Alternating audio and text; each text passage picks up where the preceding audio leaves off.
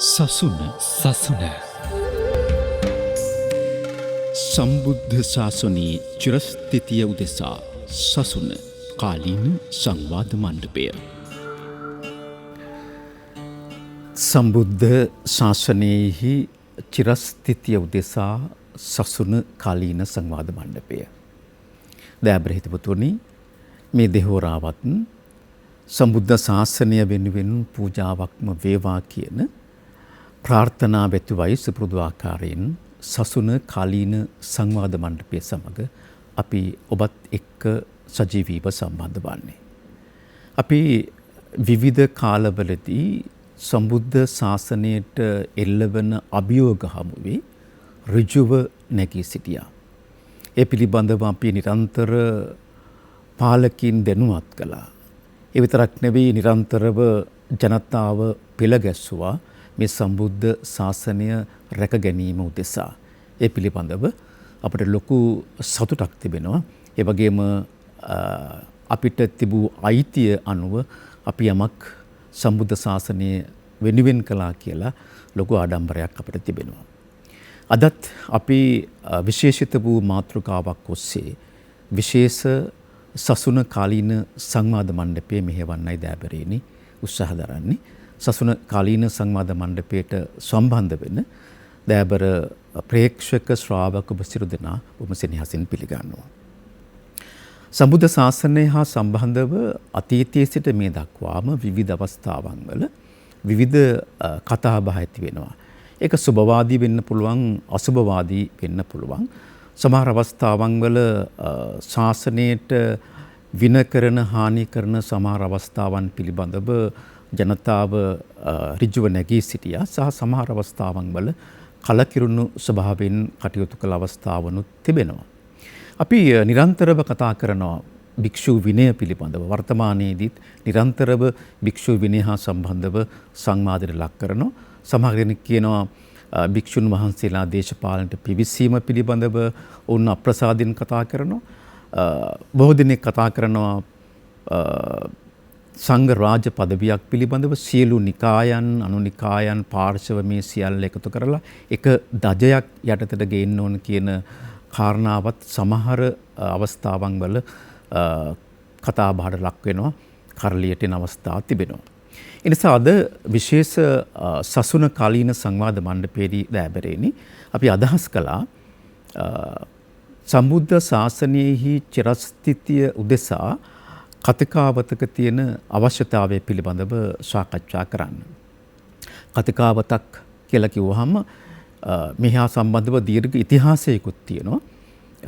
විවිධ අවස්ථාවන් වල විවිධ අවශ්‍යතාවන් අනුව කතිකාවත් නිර්මාණය වුණු අවස්ථාවන් අපිට ඉතිහාසය පිළිබඳව හාරවුස්සනකොට සොයාගන්න පුළුවන්කම ලැබෙනවා. ඒ අනුව වර්තමානයේදීත් බොහෝ දෙනෙක් තුළ සම්බුද්ධ ශාසනයේ පැවැත්ම වෙනුවෙන් චිරස්ථිතිය උදෙසා කතිකාවතක අවශ්‍යතාවය පිළිබඳව කතා කරනවා. නිසා අද දවසේ අපි පුළුල් ආකාරයට මේ කතිකාවතක් කියන්නේ මොකක්ද, කතිකාවතක ඉතිහාසය, ඒ වගේම වර්තමානයේ සහ රාජ්‍ය යාන්ත්‍රණය තේරවාදී කතිකාවතක් වෙනුවෙන් කළ උත්සාහය හා සම්බන්ධවත් සංවාදයට ලක් කරන්න බලාපොරොත්තු වෙනවා. අපි තාමත්ම ගෞරවයෙන් අද සසුන කාලීන සංවාද මණ්ඩපයට දෑබරෙනි ආරාධනා කළා. රටට, ජාතියට, ආගමට හිතයිශීව මේ සම්බුද්ධ ශාසනය සුරකීම උදෙසා කැපව කටයුතු කරන අපේ රටේ ඉන්න ඉහළ පෙළේ විද්වතුෙකුට එතුමා මේ සංවාදයට තියෙන සුදුසුකම පිළිබඳව සිහිපත් කරන්න ඕන. එතුමා කැලණිය විශ්වවිද්‍යාලයේ බෞද්ධ දර්ශනය පිළිබඳව ආචාර්ය උපාධිය ලබා තිබෙනවා. ඒ වගේම ජයවර්ධනපුර විශ්වවිද්‍යාලයේ බෞද්ධ විනය පිළිබඳ දර්ශන ප්‍රතිපාදිය ලබා තිබෙනවා. ඒ වගේම කොළඹ විශ්වවිද්‍යාලයේ කොමන්වෙල්ත් විශ්වවිද්‍යාලයේ නීතිය පිළිබඳව ආචාර්ය උපාධිය එතුමා ලබාගෙන තිබෙනවා. අපි බොහොම ගෞරවයෙන් ආරාධනා කළා ධර්ම නීති විශාරද, ශාසන විභූෂණ, ජනාධිපති නීතිඥ හිටපු අමාත්‍ය ආචාර්ය විජේදාස රාජපක්ෂ මහත්මයාට දෑබර අපේ ප්‍රේක්ෂක ශ්‍රාවකයන් වෙනුවෙන් ඉතාමත්ම ගෞරවයෙන් පිළිගන්නවා. අයිබෝන් පුතුාට. අයිබෝන්. හිතවතුනි රංගිර ශ්‍රී ලංකා රූපවාහිනියත් ගුවන් විදුලියත් සමගාමීවයි අද සසුන කාලීන සංවාද මණ්ඩපය අපි විකාශනය කරන්නේ. ඔබට පුළුවන් දෙවන භාගයේදී 0.66යි 22යි 83යි 608 0.66යි 22යි 83යි 609 කියන දුරකථන අංක වලින් කතා කරන්න. මුල් හෝරාව නෙවෙයි, අපි දෙවන හෝරාවේ අවසන් භාගය ඔබට ඒ සඳහා වෙන් කර දී තිබෙනවා. අපි සතුටු වෙනවා ආචාර්ය විජේදාස රාජපක්ෂ මහත්මයාව අද සසුනට අපිට කැඳවා ගන්න පුළුවන් වීම පිළිබඳව සහ එය සසුනට ලබා දුන්න ගෞරවයක් කියන කාරණාවත් විශේෂයෙන් සිහිපත් කරන්න ඕන. ඒ වගේම ඔබතුමාගේ තියෙන නිහතමානීකම පිළිබඳව ඇත්තටම සතුටු වෙනවා ආචාර්යතුමනි. හැම අවස්ථාවකම දුරකථනයෙන් කතා කරන මොහොතේ පළමු දුරකථන ඇමතුමටම සබන් දෙමින් ඒ සඳහා අවශ්‍ය පිළිතුරු දෙමින් මේ කටයුත්ත සංවිධානයේදී ඔබතුමා දැක්වූ නිහතමානීකම පිළිබඳව ආඩම්බර වෙනවා, සතුටු වෙනවා. මම කැමති ටිකක් ඉතිහාසයට යන්න පෙර, මේ කතිකාවතක ඉතිහාසයට යන්න පෙර විවිධ අවස්ථාවන් වල අපේ සසුනට විවිධ අභියෝග එල්ල වුණා විජේදාස රාජපක්ෂ මැතිතුමනි. විශේෂයෙන්ම දකුණු ඉන්දියානු ආක්‍රමණිකයන් වගේම යුරෝපීය ආක්‍රමණිකයන් ඔවුන්ගේ ප්‍රමුඛ අරමුණු වුණේ මේ මහ පොළොවින් බුදුදහම අතුගා දමන්න. ගිහි පැවිදි සියලු දෙනාම ජීවිත පරිත්‍යාගයෙන් අපේ මුතුන් මිත්තෝ මේ ශාසනය ආරක්ෂා කරගත්තයි කියලා අපි අහලා තියෙනවා, අපි දන්නවා. මම මුලින්ම දැනගන්න විමසා ගන්න කැමතියි ශාසනීය පැවැත්ම රඳා පවතින්නේ නැත්තම් මේ ශාසනය පිරිහෙන්නේ ආක්‍රමණිකයන් නිසාද, එහෙම නැත්තම් සසුන තුලින්මද කියන කාරණාව. අපි මෙතෙන්දි කතා කරන්නේ ශාසනය කියලා අනිකුත් ශාසන ගැන නෙවෙයි, බුද්ධ ශාසනය ගැන.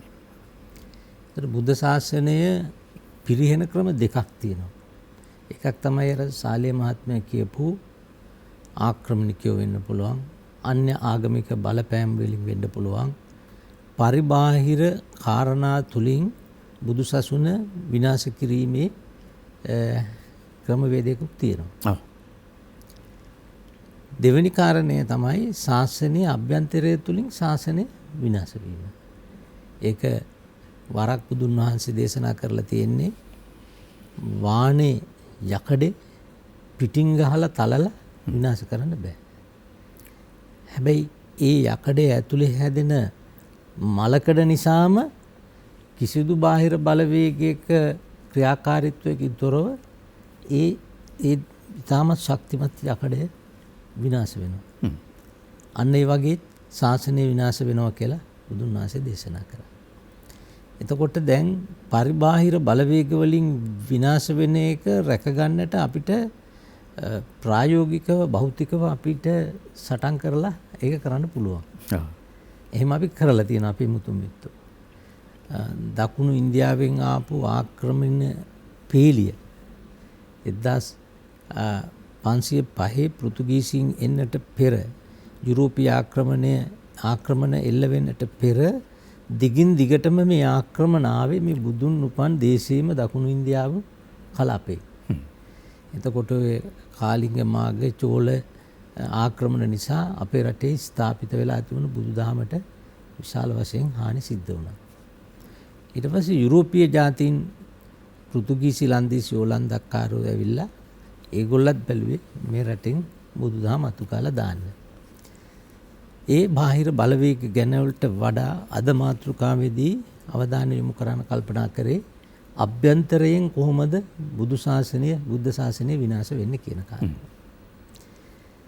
අපි දන්නවා බුදුන් වහන්සේ බුද්ධත්වයට පත් වෙලා පළවෙනි පස්වග තවුසන්ට ධර්මයේ දේශනා කරලා පළවෙනි 69 බුද්ධ ශාසනය නිර්මාණය කරලා චරත භික්කවේ චාරිකං කියලා උපදෙස් දීලා ගමින් ගමට නියං ගම්වලට ගිහිල්ලා ධර්මයේ දේශනා කරලා බුද්ධ ශාසනය හදන්න කිව්වේ නැහැ. කිව්වේ මිනිස්සුන්ගේ සහ දෙවියන්ගේ. කියන්නේ දෙවියන්ගේ වහල්ලුය කියලා අපි හිතාගෙන හිටපු මිනිස් සමාජයක. ඒක උඩු යටිකුරු කරමින් බුදුන් වහන්සේ කියනවා ඔබ වහන්සේලා ගිහිල්ලා ධර්මයේ දේශනා කරන්න ඕන බොහෝ මිනිසුන්ගේ සහ දෙවියන්ගේ යහපත පිණිස. එතකොට මෙන්න මහා පරිවර්තනයක් වෙනවා. මුළු ලෝකෙම වෙච්ච විශාලතම පරිවර්තනයක. දෙවියන්ගේ වහල්ලු වෙලා හිටපු අපි එක පැත්තකින් ගත්තොත් දෙවියන්ට වැඩි උඩින් තිබ්බා. වහල් බවින් අපිව නිදහස් කරලා දුන්නා. ඒ කියන්නේ දෙවියන්ට යාඥා කරන වෙනුවට ඔබලා දෙවියන්ට උදව් කරන්න කියලා බුදුන් වහන්සේ දේශනා කරනවා. ඒකෙන් කියන්නේ මේ දෙවියන් අගෞරවයට පත් කරා කියන එක නෙවෙයි. ඒ දේවත්වයට ළඟා වෙන්න පවා මේ මනුෂ්‍ය ආත්මයක් තියෙන එපේ දෙවියන්ටත් බෑනේ බුදු වෙන්න. මිනිස්සෙක් වෙලා තමයි බුදු වෙන්න ඕනේ. ඉතින් මනුෂ්‍ය ජීවිතයේ තියෙන වටිනාකම කියලා දුන්නා. කියලා දීලා මේ ශාසනය උන්වහන්සේ සියලු ලෝසතුන්ගේ අභිවෘද්ධිය වෙනුවෙන් අනුකම්පාවෙන් ඒ වදාළ ධර්මයේ හරහා මිනිස්සුන්ට විමුක්තිය උදා කරන්න යනකොට ශාසනයක් කියලා එකක් නිර්මාණය වෙනවා. ඒක ස්වාභාවික වෙන දෙයක්. මොකද එකම ශාස්ත්‍රුන් වහන්සේ යටතේ ඒ අපි ධර්මයේ හදාරන කණ්ඩායම් වැඩි වෙනකොට ඒක ශාසනය බවට පත් වුණා. නමුත් මේක ඇවිල්ලා නීති රාමුවක් තුලින් පාලනය වෙන දෙයක් නෙවෙයි. ඒක නිසා බුදුන් වහන්සේ පළවෙනි අවුරුදු 20 තුල ওই විනය කියන වචනේ ගැන කතා කළේ නැහැ. පාතිමෝක්ෂ සීලය කියන ඒ සංවර සීලය තුල භික්ෂුන් වහන්සේලා සිය විමුක්ති මාර්ගයේ සොයමින් ගමන් ගත කළා මිසක් විනය රීති වලට යටත් උනේ නැහැ. හැබැයි අවුරුදු 20ක් විතර ගත වුණාට පස්සේ සමහර භික්ෂුන් වහන්සේලාගේ භික්ෂූත්වයට නොගැලපෙන යම් දේවල් සිද්ධ කරන්න ගත්තම එකින් එක බුදුන් වහන්සේ විනය රීති අනුදැන වදාළා. ඒ අනුව භික්ෂුන් වහන්සේලාට නම් 227ක් වගේ ගාණක්, භික්ෂුණීන්ට නම් 330ක් වගේ ගාණක්. ඒ විනය රීති බුදුන් වහන්සේ දේශනා කරා. ඒ දේශනා කරේ නීති දාලා ශාසනය පාලනය කරන්න නෙවෙයි. භික්ෂුන්ගේ සුව පහසුව පිණිස, භික්ෂුන්ගේ ඒ විමුක්ති මාර්ගඵලය සොයා ගැනීමේ ගමන පහසු කිරීම පිණිස, සදහැවතුන්ගේ ශ්‍රද්ධාව භක්තිය භික්ෂු සමාජය කෙරෙහි ඇති කිරීම, භික්ෂුන් වහන්සේලා පිළිබඳව පැහැදීම. මොකද භික්ෂුන් වහන්සේලා අපේ බුද්ධ ශාසනය පවතින නම් සිව්වනක් පිරිසක් ඉන්න ඕනනේ. භික්ෂු භික්ෂුණී උපාසක උපාසිකා. එතකොට මේ භික්ෂු භික්ෂුණී ඒ ශාසනය ආරක්ෂා වෙන්න නම් උපාසක උපාසික කණ්ඩායම ප්‍රබලව ඉන්න ඕනේ. ඉතින් ඒ සඳහා ඒ ශ්‍රද්ධාව පවත්වාගෙන යෑමත් අවශ්‍ය වෙනවා. දැන් ඒ අනුව තමයි බුදුරජාණන් වහන්සේ භික්ෂුන් වහන්සේලාට සෑම කාරණයක් සම්බන්ධවම ජීවිතේ අදාළ වන යම් විනය ක්‍රියාමාර්ග හඳුන්වලා දුන්නා. හොඳයි, මට දෙනවා මේ කෙලින්ම අපේ මාතෘකාවට පියුසුනොත් හොඳයි කියලා. ඊට පෙර ධර්මයයි විනයයි කියන එක පොඩ්ඩක් අපි පැහැදිලි කරගමු. ධර්මයයි විනයයි දෙකක්ද? ධර්මය කියන්නේ එකක්, විනය කියන්නේ එකක්. අපිට මේ දෙක, ඒ කියන්නේ විමුක්ති මාර්ගයේ සෙවීමේදී මේ දෙක මේ සමපාත වෙන්න ඕනේ. ධර්මය රකින්න නම් විනය තියෙන්න ඕනේ. විනය නැතුව ධර්මය ආරක්ෂා කිරීම ප්‍රායෝගිකව සිද්ධ කරන්න බෑ. අපිට ධර්මය පිළිබඳව දැනීමක් තිබෙන්න පුළුවන්. හැබැයි අපිට විනය නැත්තම් අපි කියන විමුක්ති මාර්ගයට යන්න බෑ. ඒක නිසා දහම දන්නෝ වගේම විනය ආරක්ෂා කරන්න ඕනේ. ඒක නිසාම තමයි අර දෙවනි ධර්ම සංගායනාවේදී සංඝයා වහන්සේලා මහරහතුන් වහන්සේලා සම්මත කරගත්තේ විනයෝ නාම ශාසන සායු. ඒ කියන්නේ විනය තියෙන තාක් විතරයි ශාසනය පවතින්නේ.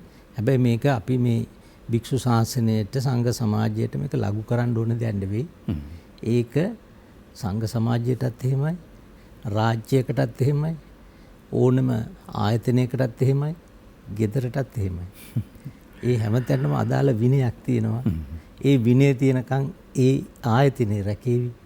පෞල් කියන ඒකකයේ උනත් රැකෙන්නේ ඒ විනය තියෙනකන් විතරයි. ඒක නිසා විනය හැමෝටම අත්‍යවශ්‍යයි.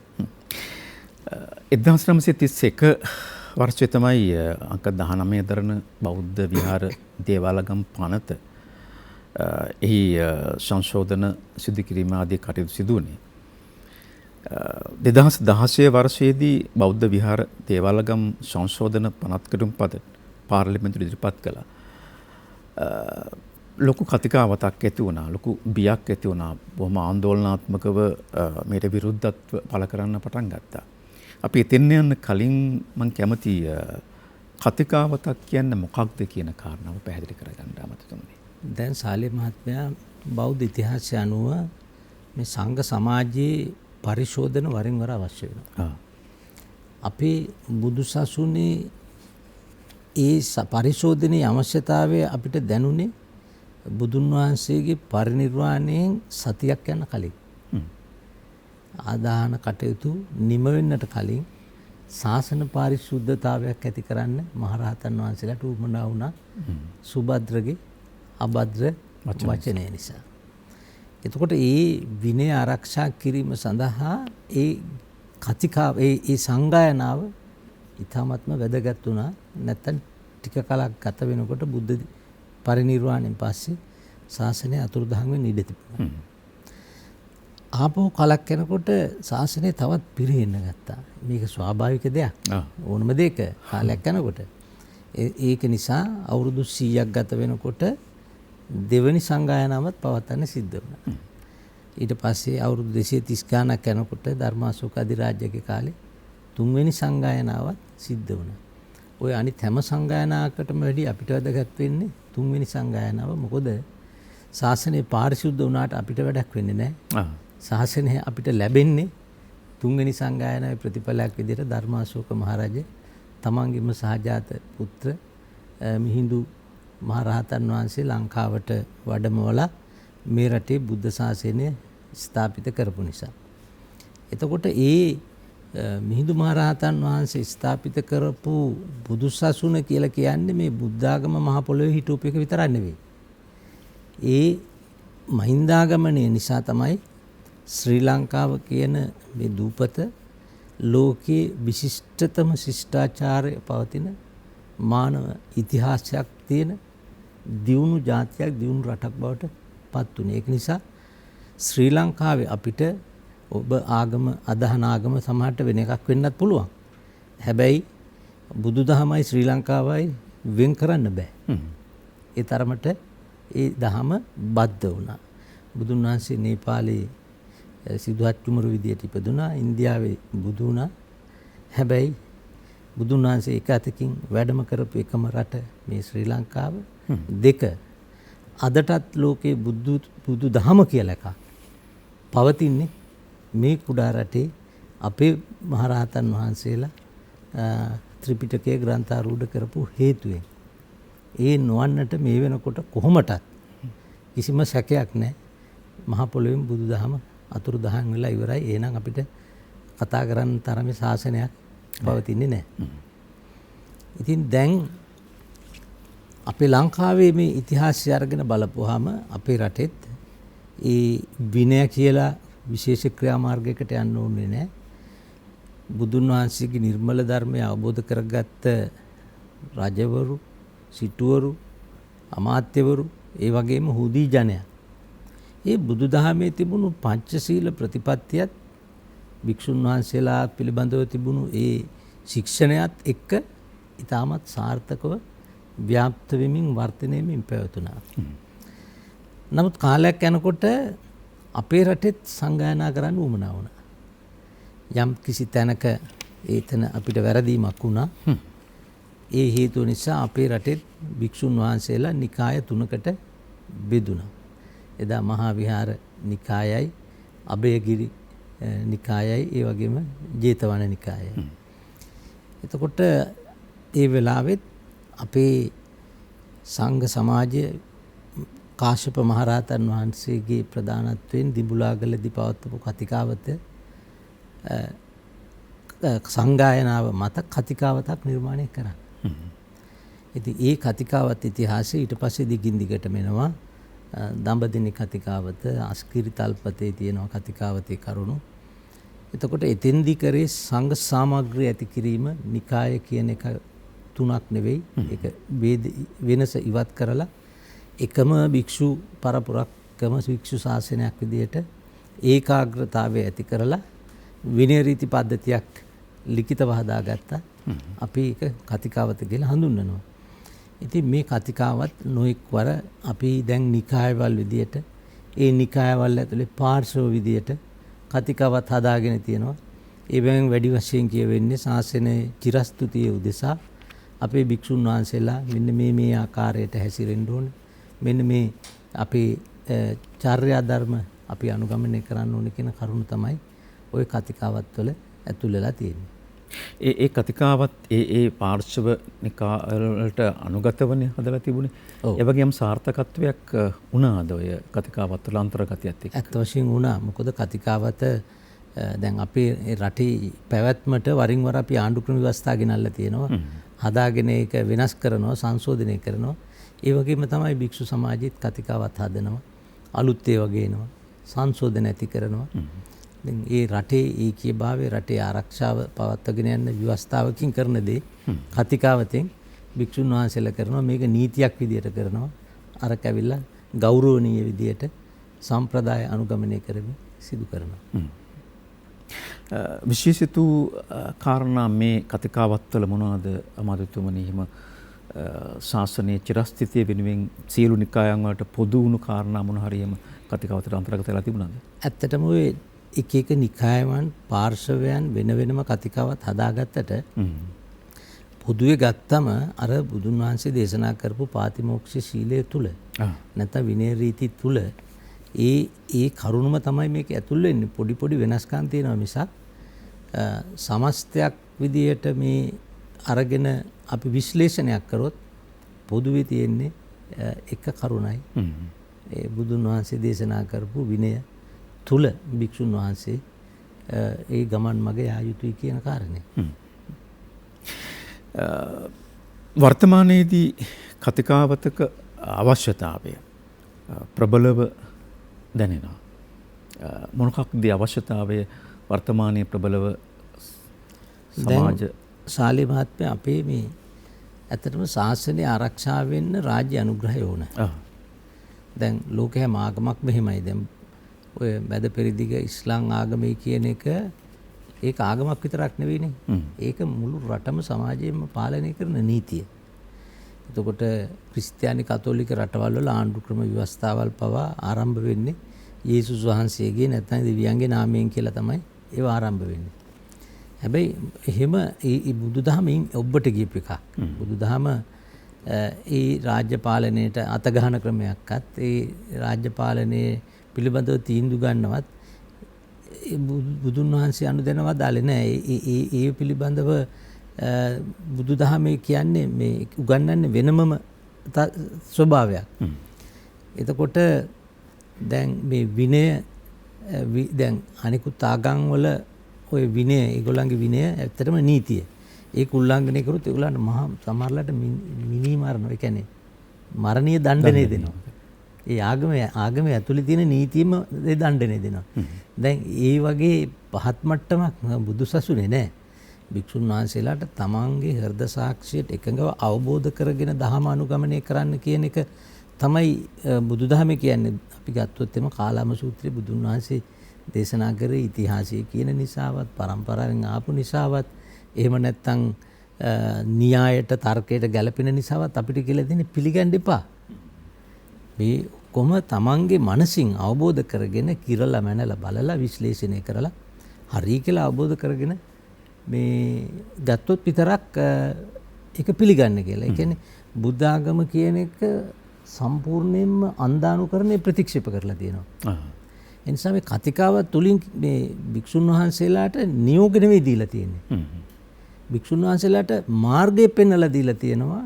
අපි නිවන් මාර්ගය උදෙසා යන ගමනේදී අනුගමනය කළ යුතු ක්‍රියාමාර්ග මෙන්න මේවා කියලා තමයි ඒකෙන් පැහැදිලි කරලා තියෙන්නේ. හැබැයි රාජ්‍ය නීතියට යටත් වෙන්න ඕන නේද? එහෙමද? රාජ්‍ය නීතියයි මේකයි කිසිම සම්බන්ධයක් නැහැ. හැබැයි මේ බුදුදහම ආරක්ෂා කරන්න මේ අර මං කලින් කියපු පරිශෝධන කරන්න සියලු කාරණේදී රාජ්‍ය අනුග්‍රහය නිසා තමයි මේ රැකුනේ. උදාහරණයක් ගත්තොත් පළවෙනි සංගායනාව, දෙවෙනි සංගායනාව, තුන්වෙනි සංගායනාව. එතකොට පොළොන්නරුවේ මේ දිඹුලාගල තිබුණු කතිකාවත හදන ඒ සංගායන මේ ඔක්කොම කරේ රාජ්‍ය අනුග්‍රහය ඇතුව. රාජ්‍යයට රාජ්‍යයක් නොපිරිහි පවතින්න නම් සත් අපරිහානි ධර්ම කියන්නේ රටක් පාලනය කරන පාලකයෝ අනුගමනය කරන්න ඕන කියලා අපේ බුදුදහම බොහොම පැහැදිලිව මේ දක්වලා තියෙනවා. අර වජ්ජි දේශය මේ ආක්‍රමණය කරන්න ගිය වෙලාව බුදුන් වහන්සේ ඒ අජාසත් රජුරුවන්ගේ ඒ ආක්‍රමණය වළක්වන්න නවත්තන්න ඒ දේශනා කරපු ධර්මය තුල සත් අපරිහාන ධර්මය තුල එකක් තමයි මේ රටේ භික්ෂුන් වහන්සේලා එදානම් කිව්වේ මහරහතන් වහන්සේලා අද අපේ භික්ෂුන් වහන්සේලා ගෞරවනීය භික්ෂුන් වහන්සේලාට දම් පැන්දීම සිද්ධාස්ථාන සංවර්ධනය කිරීම ආරක්ෂා කිරීම රාජ්‍යයක ධාර්මික රාජ්‍යයක පැවැත්මක මූලික අංගයක්. රජයකට ඕන නම් ඒක නොකර ඉන්න පුළුවන්. හැබැයි එහෙම නොකර ඉන්න රාජ්‍ය පිරිහෙනවා. පරිහානියටපත් වෙනවා. ඒ සත් අපරිහානි ධර්මයේ දේශනා කරේ පිරිහෙන්නේ නැතුව රටක් ගෙනියන්න ඕන නම් අනුගමනය කළ යුතු ක්‍රමවේද කියලා දෙන්න. අපිත් තවත් කතා කරමු මම හිතන්නේ සප්ත අපරිහානි ධර්ම හා සම්බන්ධවත් අපි කතා කරමු. කෙටි විරාමයක් ගන්න ඕන අපි. පළමු විරාමෙන් පස්සේ යලි ඔබ හමු වෙනවා සසුන කාලීන සංවාද මණ්ඩපයේ සමග. අද අපි සසුන කාලීන සංවාද මණ්ඩපයෙන් අවධාරණය කරගන්න බලාපොරොත්තු වෙන්නේ බුදුසසුනේ පැවැත්ම සඳහා කතිකාවතක අවශ්‍යතාවය. බොහොම ගෞරවයෙන් අපි ආරාධනා කළා. අපේ රටේ ඉන්න කෘතහස්ත දේශපාලඥයෙක්, ඒ වගේම ධර්ම නීති විශාරද, ශාසන විභූෂණ, ජනාධිපති නීතිඥ, හිටපු අමාත්‍ය ආචාර්ය විජේදාස රාජපක්ෂ මහත්මයාට හිතපතුනි රංගිරි ශ්‍රී ලංකා රූපවාහිනියත් ගුවන් විදුලියත් සමගාමීවයි අද මේ විශේෂ සසුන කාලීන සංවාද මණ්ඩපයේ විසරවා හරින්නේ. ඔබට පුළුවන් අවසන් භාගයේදී මෙතුමාට ප්‍රශ්න යොමු කරන්න 066යි 22යි 83යි 608 066යි 22යි 83යි 609 අපේ දුරකථන අංක. අපි ප්‍රධාන පාලක මැදිරිය සමගින් සම්බන්ධ වෙනවා දැන්. සසුන සම්බුද්ධ ශාසනයේ චිරස්ථිතිය උදෙසා සසුන කාලීන සංවාද මණ්ඩපය. දෑබරහිතපුතුනි යලිත් අපි සසුන කාලීන සංවාද මණ්ඩපය සමග අපි විශේෂයෙන් සිහිපත් කරන්න ඕන රංගිරි ශ්‍රී ලංකා ගුවන් විදුලියත් රූපවාහිනියත් සමගාමීවයි අද මේ විශේෂ සසුන කාලීන සංවාද මණ්ඩපය දෑබර ඔබට සමීප කරන්නේ. අපි ගීතයක් රස විඳොත් හොඳයි කියලා මේ වෙලාවේ හිතනවා. මිට පෙර අපිට රස විඳින්න බැරි වුණා. මම ගීතයක් තෝරාගත්තේ විශේෂයෙන්ම විජේදාස රාජපක්ෂ මහත්මයා හොඳ ගේය පද රචකයෙක්, හොඳ කලාකරුවෙක්. අර මම කිව්ව බොහොම හිත හොඳ මිනිසෙක්. ඒ නිසා එතුමාගේ ගේය පද සංකල්පනාවලට අපේ කරන ගෞරවයක් විදියට මට තුන මේ වෙලාවේ ගීතයක රස විඳලා ඊට පස්සේ යලි සසුන කාලීන සංවාද මණ්ඩපය සමග සම්බන්ධ වුණොත් හොඳයි කියලා. මේ ගීතය රචනා කරන්නේ විජේදාස රාජපක්ෂ මහත්මයා. ජගත් වික්‍රමසිංහයන්ගේ සංගීත නිර්මාණයට හිරුසි ජයසේන, මාදිනී ජයසේන ගායන. අපි මේක රස විඳලා ඊට පස්සේ සසුන කාලීන සංවාද මණ්ඩපය සමග යලි සම්බන්ධ වෙමු.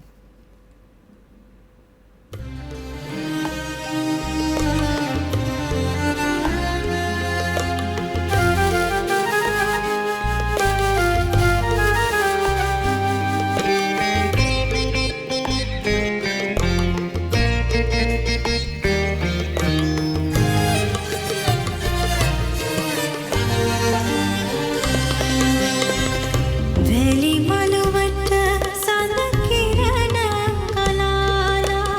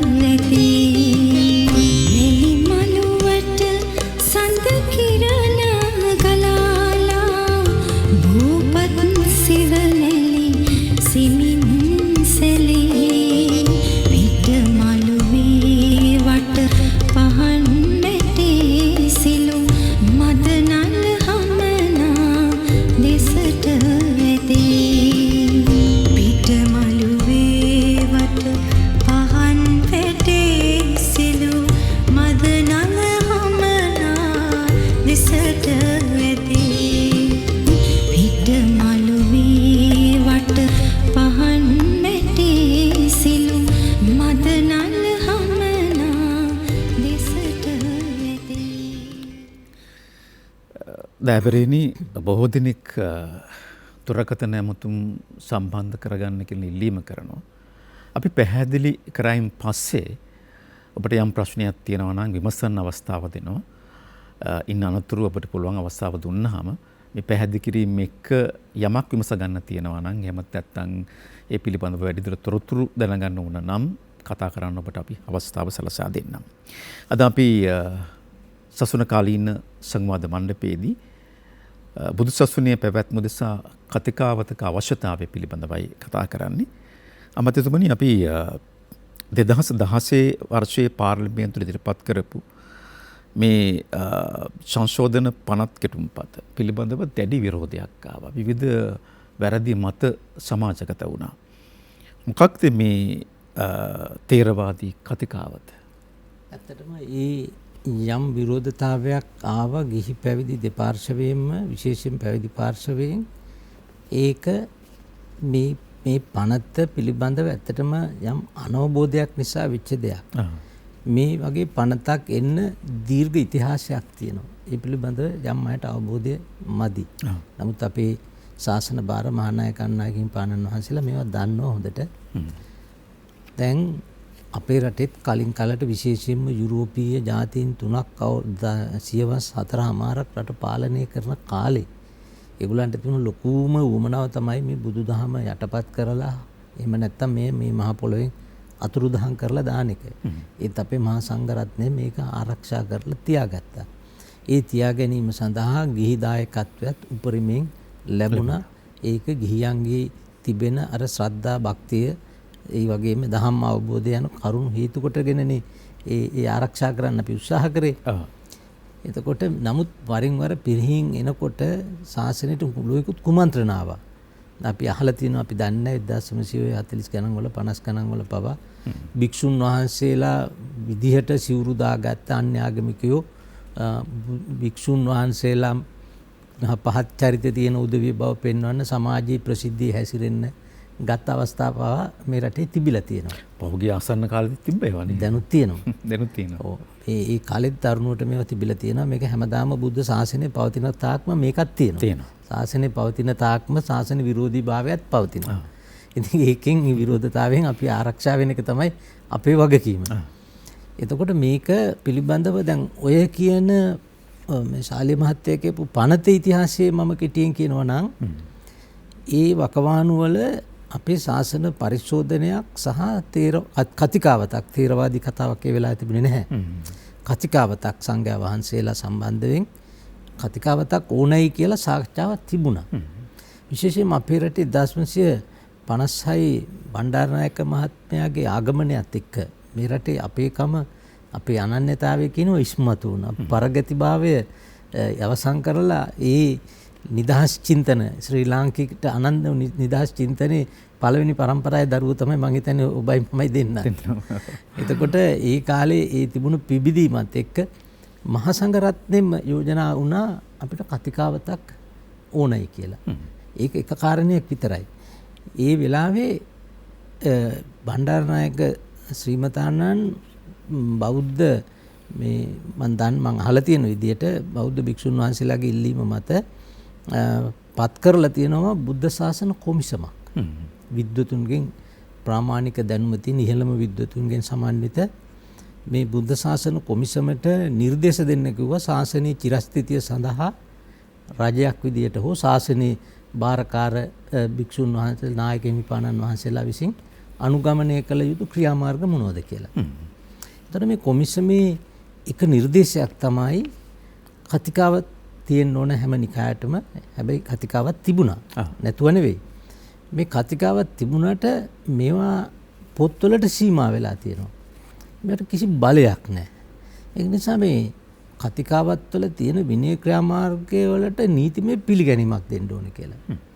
එතන මේ 56 ඒ ආරම්භ වුණු සාකච්ඡාව දිගින් දිගටම ගියා. මට මතකයි අපේ අතිගෞරවනීය අනුනායක ස්වාමීන් වහන්සේ මල්වත්තේ ගෞරවනීය නියංගොඩ විජේසිරි ස්වාමීන් වහන්සේත් මට සඳහන් කරලා තියෙනවා ඒ මත 1972 වගේ කාලේ එවකට අග්‍රාමාත්‍ය සිරිමා බණ්ඩාරනායක මැතිණියගේ මූලිකත්වයෙන් සාකච්ඡාවට කීපයක් පවත්වලා තියෙනවා මේ කතිකාවත් සම්බන්ධව. හැබැයි ඒක ඉදිරියට ගියේ නැහැ. ඊට පස්සේ නැවත වතාවක් අපිට මතකයි මේ 90 දශකයේදී විශාල සාකච්ඡාවකට රට පෙළඹුණා මේ භික්ෂුන් වහන්සේලාගේ විනය පිළිබඳව. එතකොට චන්ද්‍රිකා බණ්ඩාරනායක ජනාධිපතිතුමිය ජනාධිපති කොමිෂන් සභාවක් පත් කරා නැවත වතාවක් කරුණු සොයලා විශ්ලේෂණය කරලා නිර්දේශ දෙන්න කියලා. එවකට ශ්‍රේෂ්ඨාධිකරණයේ හිටපු ඉතාමත්ම ගෞරවනීය බෞද්ධ බුදුදහම පිළිබඳව ගැඹුරු දැක්මක් තිබුණු රාජා වනසුන්දර මැතිතුමාගේ සභාපතිත්වයෙන් තමයි ඒ කමිටුව පත් කරනු ලැබුවේ. ඒ කමිටුවෙනුත් නිර්දේශයක් දුන්නා. ඒ නිර්දේශ දෙකේම කියනවා මේ නිකායවල වලට හොඳ කතිකාවක් තියෙන්න ඕන. ඒ වගේම ඒ කතිකාවත් වලට නීතිමය බලයක් දෙන්න ඕන.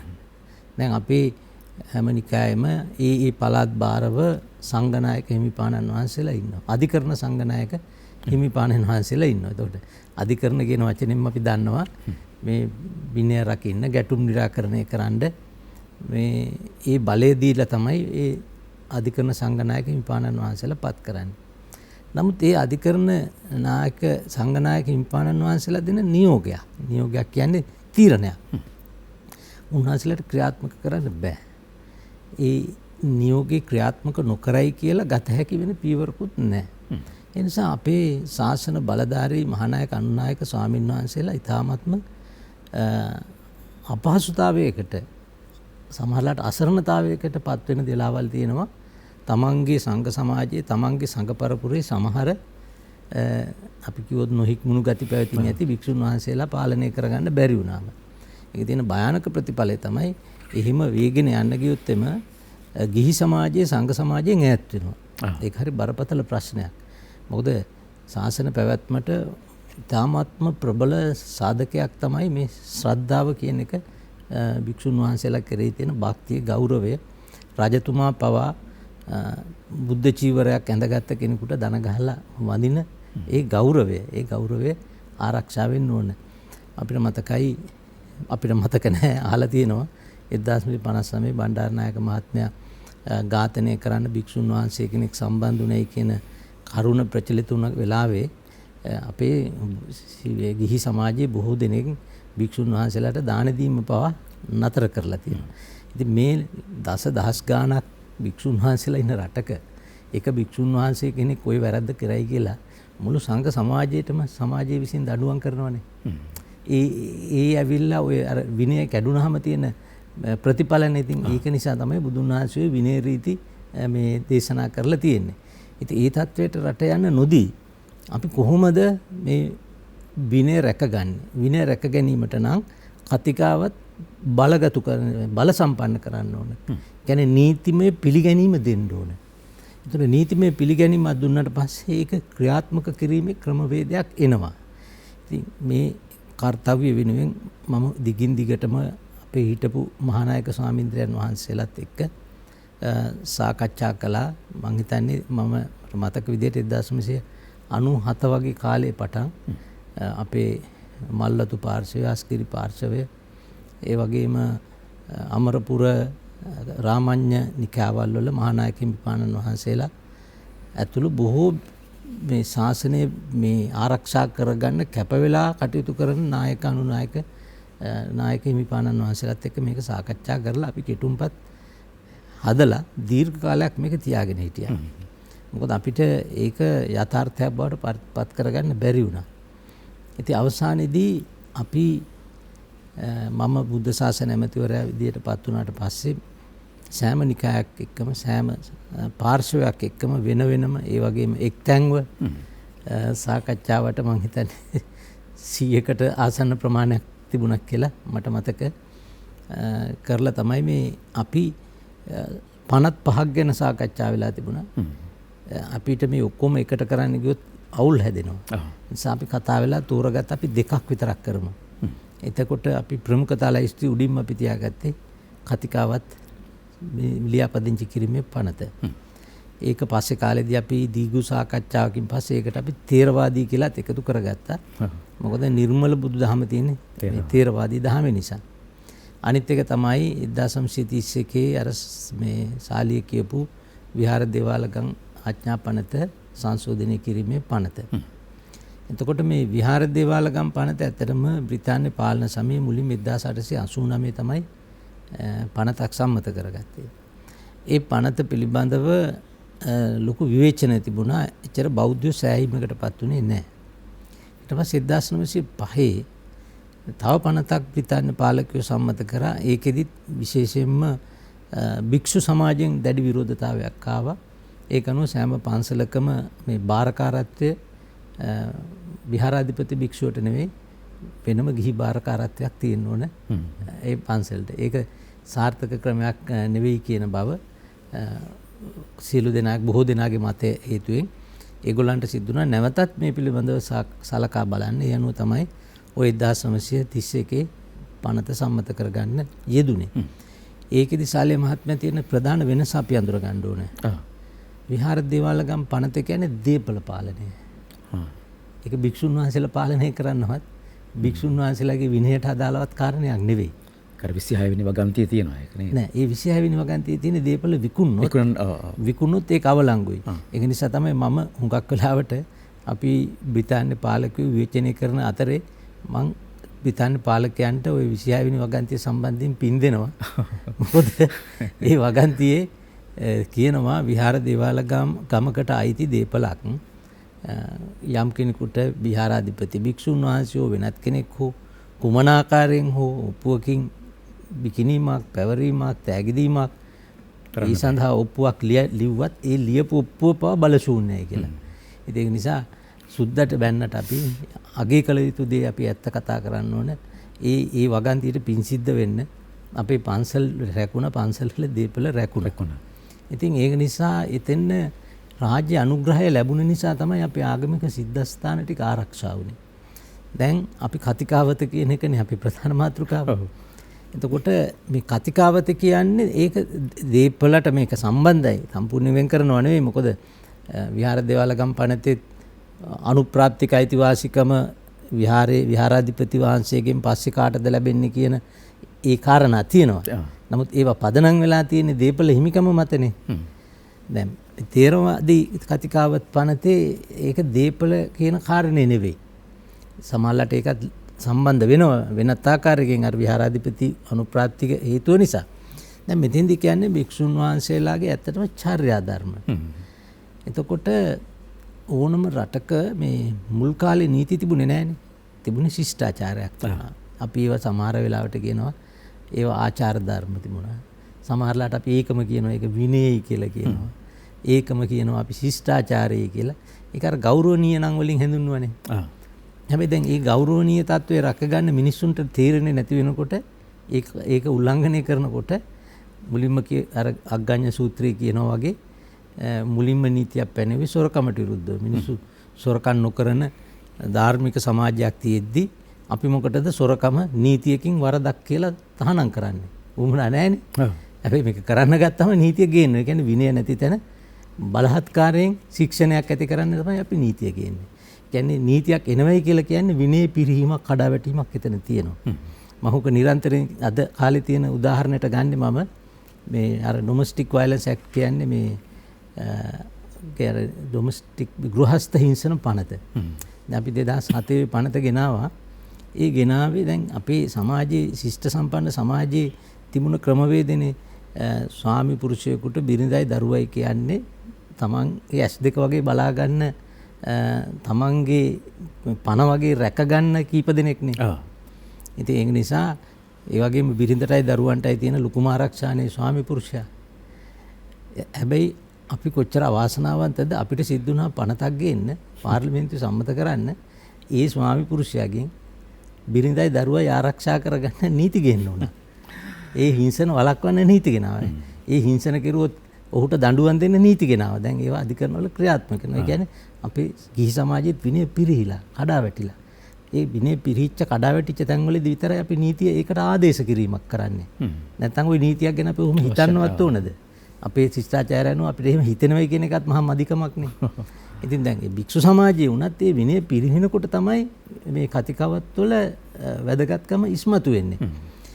ඉතින් දැන් මේ තේරවාදී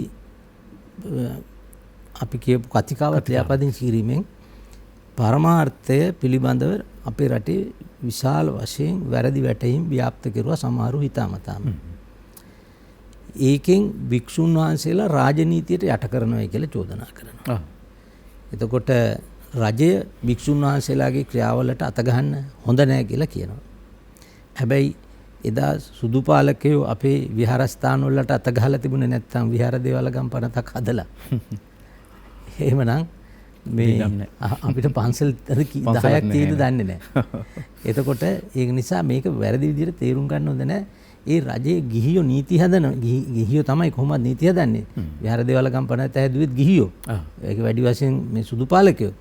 හැබැයි ඒක රාජ්‍ය අනුග්‍රහයක් විදිහට අපේ ශාසනය ආරක්ෂා කරන්න හදපු එකක්. එහෙමනම් සුදු පාලකයෝ හදන්න එපා මේ බුද්ධ ශාසනය විනාශ වෙන විදිහට පනතක්. එහෙම එකක් නෙවෙයිනේ ඒක. එහෙම එකක් නම් අපි මෙච්චර කල් තියාගන්නේ නැහැනේ. ඒ නිසා මේ රාජ්‍ය අනුග්‍රහය දක්වන කියන එක ශාසනයට අනුග්‍රහය දක්වන්න ඒක ඇවිල්ලා මේ ගිහියෝ විසින් සංඝ සමාජයට උඩින් ගිහියෝ බැබලෙන්න කරන දෙයක් නෙවෙයි. ගිහි සමාජය පාගගෙන යන ගමනකුත් නෙවෙයි.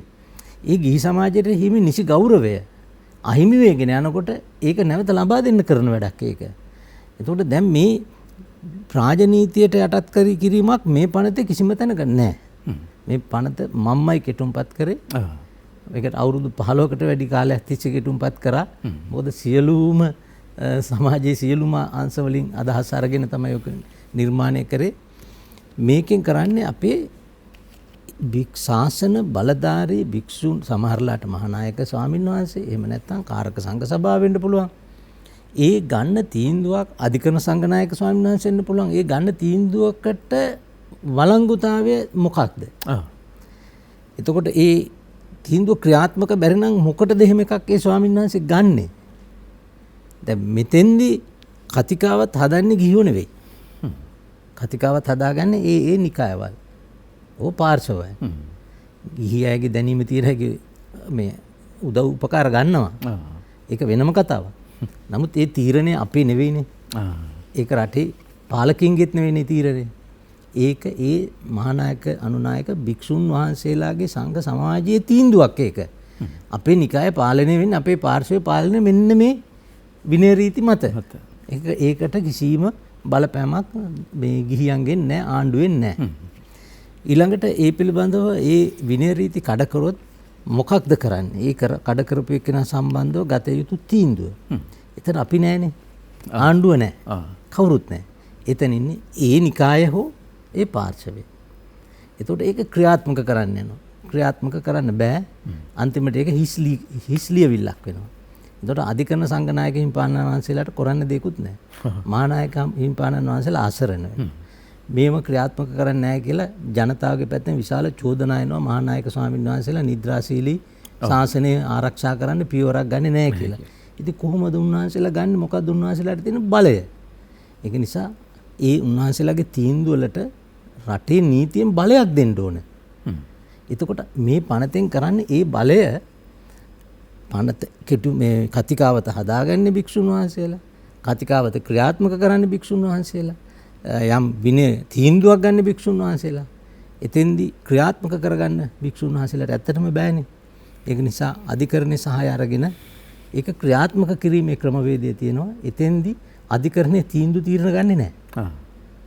අධිකරණය කියන්නේ මේ මහානායක හාමුදුරුවෝ මහන්සිය දීපු තීන්දුව අපි මෙන්න මෙහෙම ක්‍රියාත්මක කරන්න උසාවි නියෝගයක් විදියට දෙනවා. බල ගැන්වෙනවා. එතකොට ඒක රටේ මේ ගිහියෝ හදන නීතියක්වත් ගිහියෝ දෙන තීන්දුවක්වත් නෙවෙයි. රාජ්‍ය අනුග්‍රහය තුල නීතිමය බලයක් ලබා දෙනවා ඒ ශාසන බලධාරී භික්ෂුන් වහන්සේලාට වෙන මොකකටවත් නෙවෙයි ශාසනය ආරක්ෂා කරන්න. ඒක නිසා මේ වැරදි මතය තිබුණා. හැබැයි මේ පනත ඉදිරිපත් කරේ මම සියලුම පාර්ශව සියලු නිකායවල් එක්ක සාකච්ඡාවට ශාල සංඛ්‍යාවක් තියලා සම්පූර්ණ එකඟතාවය ඇතුව. මේ පනත් දෙකම විහාර දේවාල ගම් සංශෝධන පනත එක පැත්තකින් ඒක අද කාලෙට යාවත් කාලීන කරා මේක අලුත්ම පනතක්. මේක පාර්ලිමේන්තුවට කැබිනට් මණ්ඩලයට ගෙනිච්චා. සම්මත වුණා. පාර්ලිමේන්තුවට ගෙනිච්චා. කිසිම විරෝධතාවයක් කාගෙන්වත් තිබුණේ නැහැ. සම්මත කරන දිනේදී උදේවරුවේදී එදා යම් බලපෑමක් මත ජනාධිපතිතුමත් අගමැතිතුමත් මේක නතර කරන්න කියපු නිසා මට නතර කරන්න උනා. තව පැය 4-5ක් ගත වෙනවා නම් ඒක නීතියක් බවට පත් වෙලා ඉවරයි. ඒ අවාසනාවන්ත සිද්ධිය නිසා අද ශාසනයට මේ කාල පරිච්ඡේදයේ 2016 ඉඳලා මේ දක්වා වෙච්ච හානිය පාඩුව මෙපමණයි කියලා මට නම් තක්සේරු කරන්න බෑ. හොඳයි අපිට අමුතුමක් තිබුණා. අපි අමුතුම සම්බන්ධ කරගමු. අපිට ගෞරවනීය ස්වාමින් වහන්සේ නමක් කතා කරන්නේ මහනුවර ප්‍රදේශයෙන්. ඉතාමත්ම ගෞරවයෙන් নমස්කාර පූර්වකව දෙපා නැමැති පිළිගන්නවා අපි. බොහොමසට අවස්ථාවක් දෙනවා.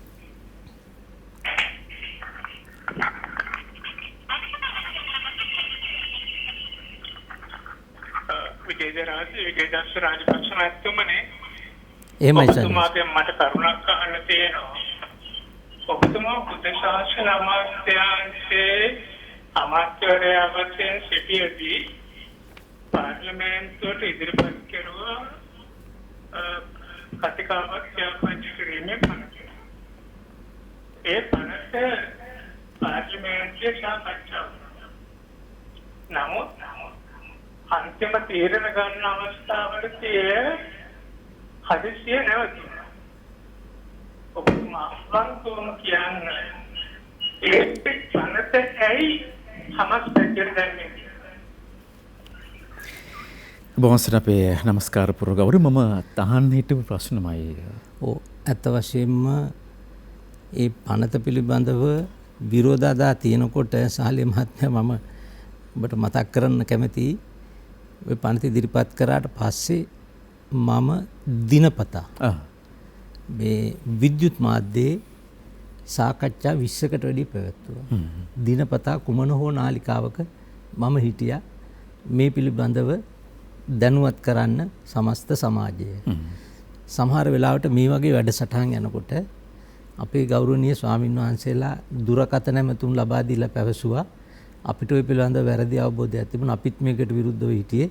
නමුත් ඔබතුමාගේ පැහැදිලි කිරීම නිසා අපිට දැන් තීරණව මේක ඇත්ත කතාව. ඒක නිසා කරුණාකරලා ඔබතුමා අපිට උපකාරයක් විදියට ওই 52 සම්මත කරලා දෙන්න කියලා ඉල්ලීම් කරපු අවස්ථා විද්‍යුත් මාධ්‍යයේදී මේ සජීවීව විකාශනය වුණා.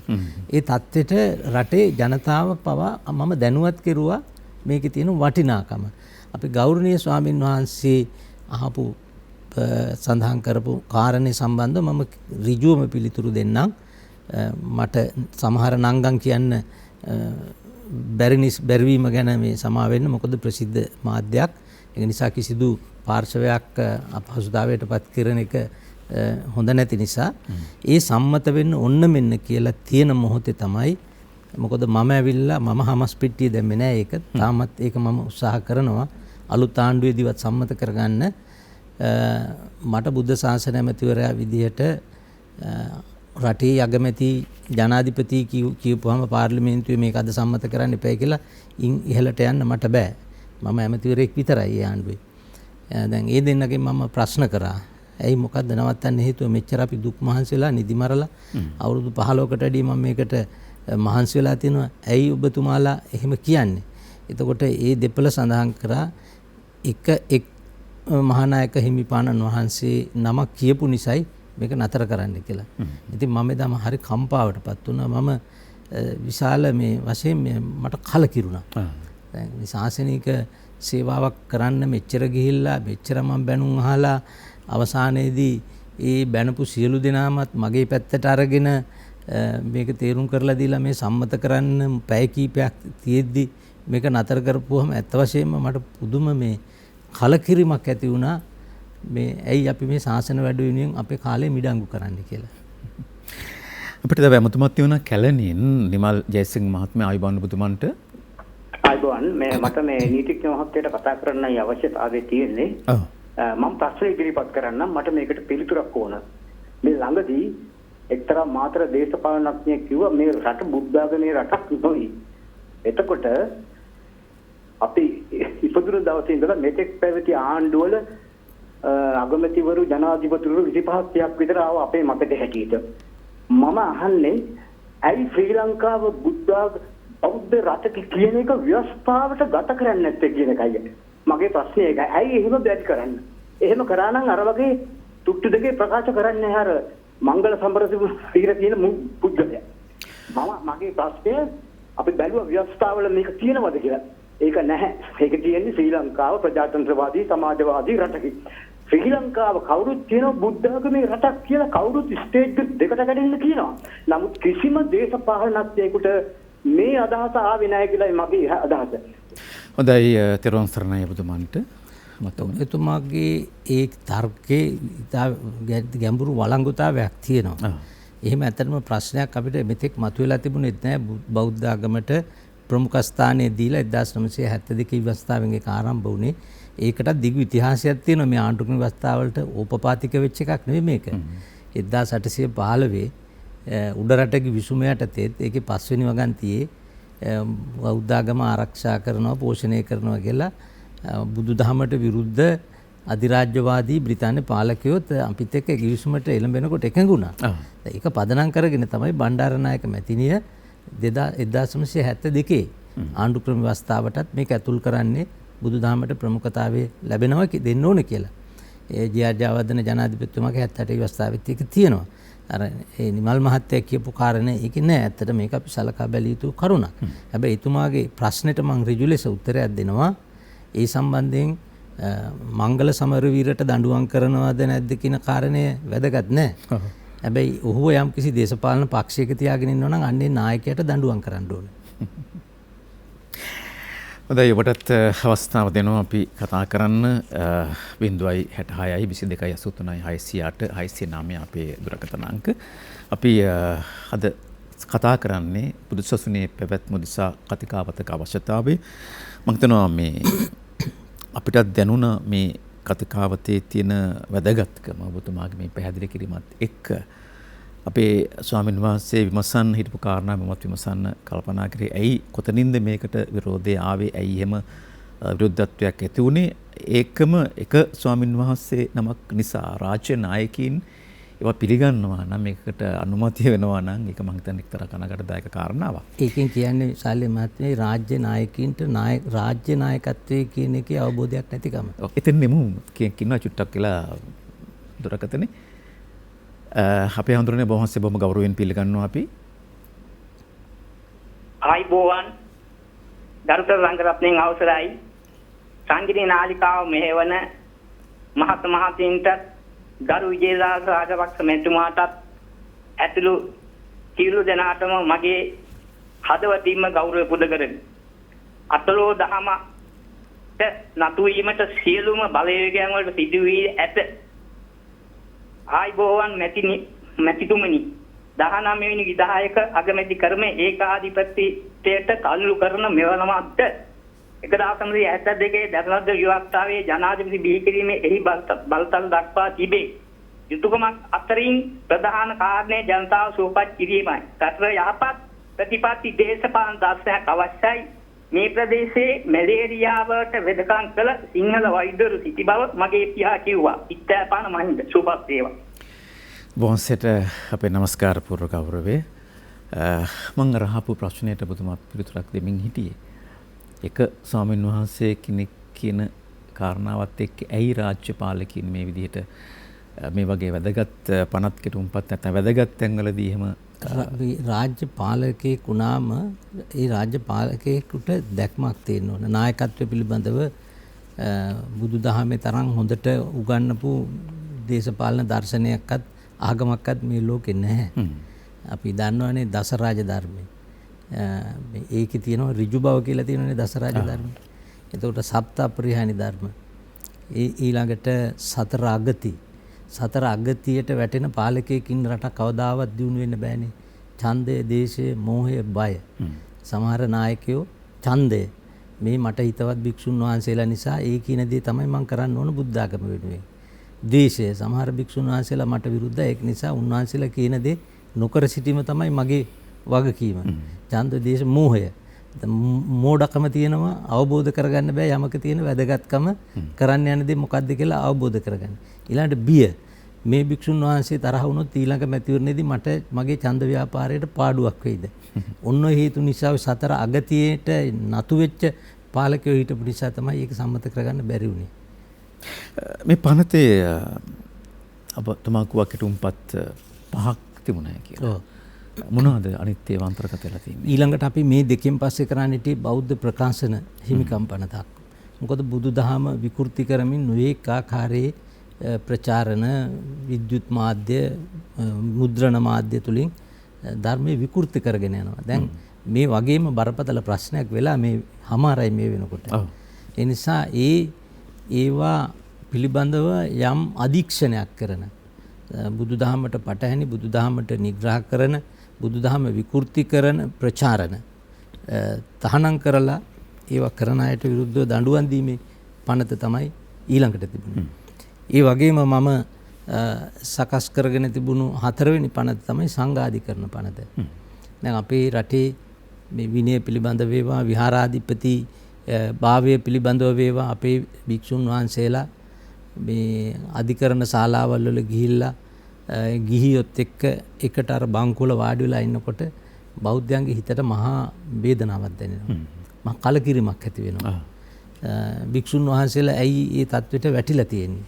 ඇයි මේ අපි ඔය කියන මේක මේ බෞද්ධ සමාජයක් තියෙන රටක අති බහුතරයක් බෞද්ධ ජනතාව ජීවත් වෙන රටක මේ ඇයි අපිට රටේ සාමාන්‍ය උසාවි පද්ධතියට ගිහිල්ලා අපේ ආගමේ තියෙන ගෞරවය අපි නැති කරගන්නේ. ඒ නිසා අපිට සංඝාධිකරණ පනතක් හදාගත්තා නම් ඒක ඊටමත් සුළු කාරණයක්. ඒ සංඝාධිකරණ පනතට අපි සාකච්ඡා පැවැත්තුවා.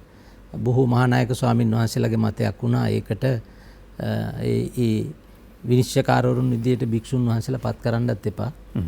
ප්‍රාමාණික දැනීමක් තියෙන බුදුදහමේ පිළිබඳ අවබෝධයක් තියෙන ශ්‍රද්ධා භක්තිය ඇති ගිහියාගෙන් සමන්විත වෙන්න හැදුවොත් හොඳයි කියලාත් තිබුණා.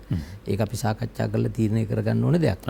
එහෙම සංඝාධිකරණයක් හැදුවා නම් අපිට මේ එක ලංකාවටම දෙකක් හැදුවා නම් ඒත් ඇති.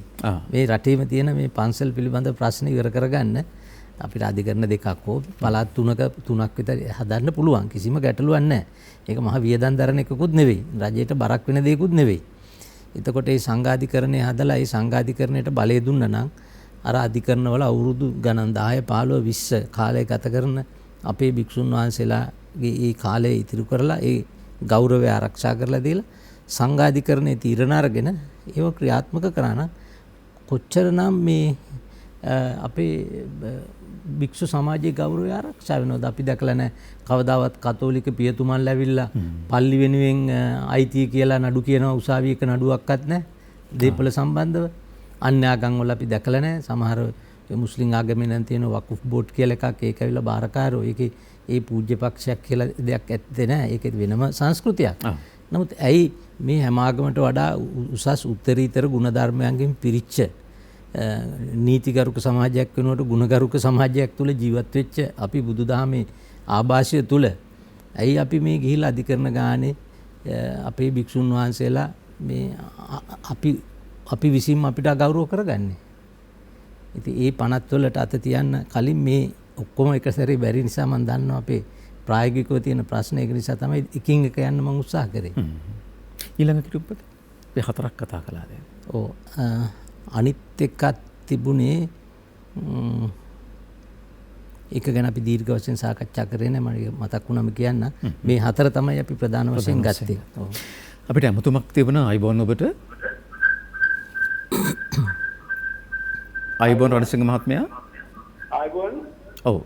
මම සුළුහා මධ්‍ය පරිමාණ මෞලික සංගමේ හිටපු සභාපතිවරයා රණසිංහ අනුරණසිංහ මට කරුණාකර අපේ විජේදාස රාජපක්ෂ මැතිතුමාගේ අවධානය යොමු කරන්න අවශ්‍යයි.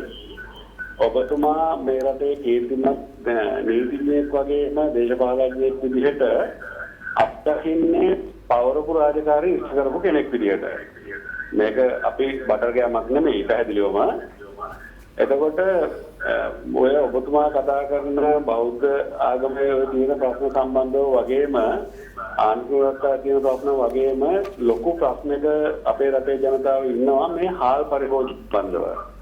ඒක අධිකාරියක් නැගිලා අපි විවිධ අර්ථකථන කරන එක ඇත්ත. නමුත් මේ ප්‍රශ්නට කවුරුත් උත්තරයක් හොයලා දීලා නැහැ. ඉතින් අපි මේකේ ක්‍රියාකාරී වෙන්නපු අවුරුදු ගානක් මේකේ අධ්‍යයනය කරන පිරිසක් විදිහට ගරු විද්‍යාධාරී මැතිතුමනි අපි හිතනවා ඔබතුමා වගේ පෞද්ගලික ලාභ ප්‍රයෝජන නොදකා දේශපාලනය කරන දේශපාලඥයෙක් අවධානය යොමු කරොත් අපිට මේ ප්‍රශ්නෙට හොඳ තැනකට උත්තරයක් හොයන්න අන්තර තියෙනවා කියලා. අතන අපි සතු උත්තර තියෙනවා. නමුත් ඒවා ප්‍රායෝගිකව ක්‍රියාත්මක කරන ප්‍රශ්නයක් තමයි තියෙන්නේ.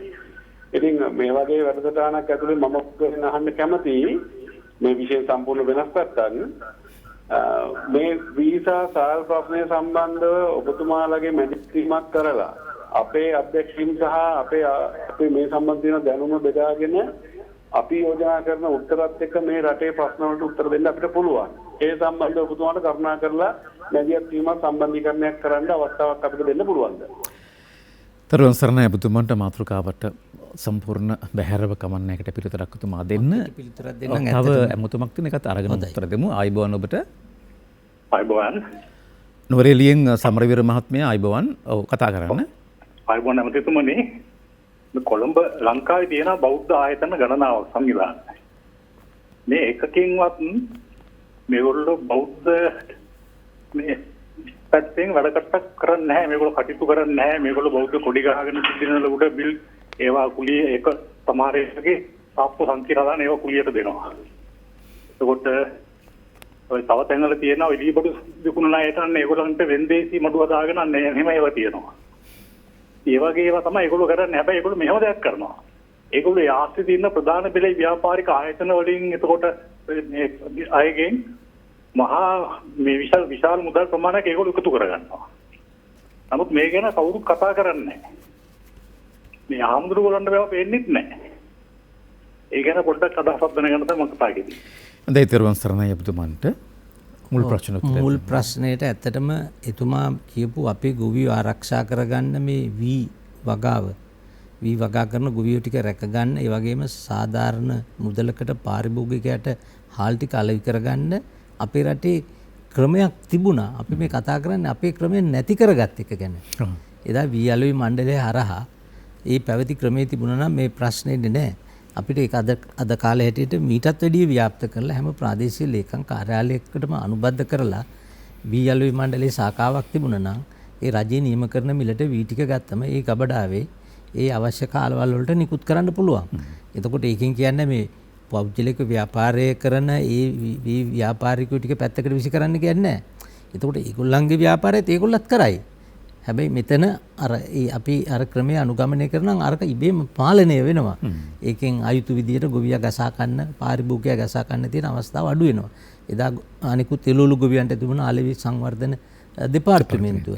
ඒ වගේම ඒවා බෙදා දෙන සමුපකාරී සතුස තිබුණා. ඉතින් අපි මේ පද්ධතිය විනාශ කරලා ඉවරලා දැන් අපි අලුත් ඒවා ගැන කතා කරනවා. හැබැයි අලුත් ඒවා ගැන කතා කරන්න පරණ ක්‍රමයට ගියා නම් ඔකට උත්තර තියෙනවා.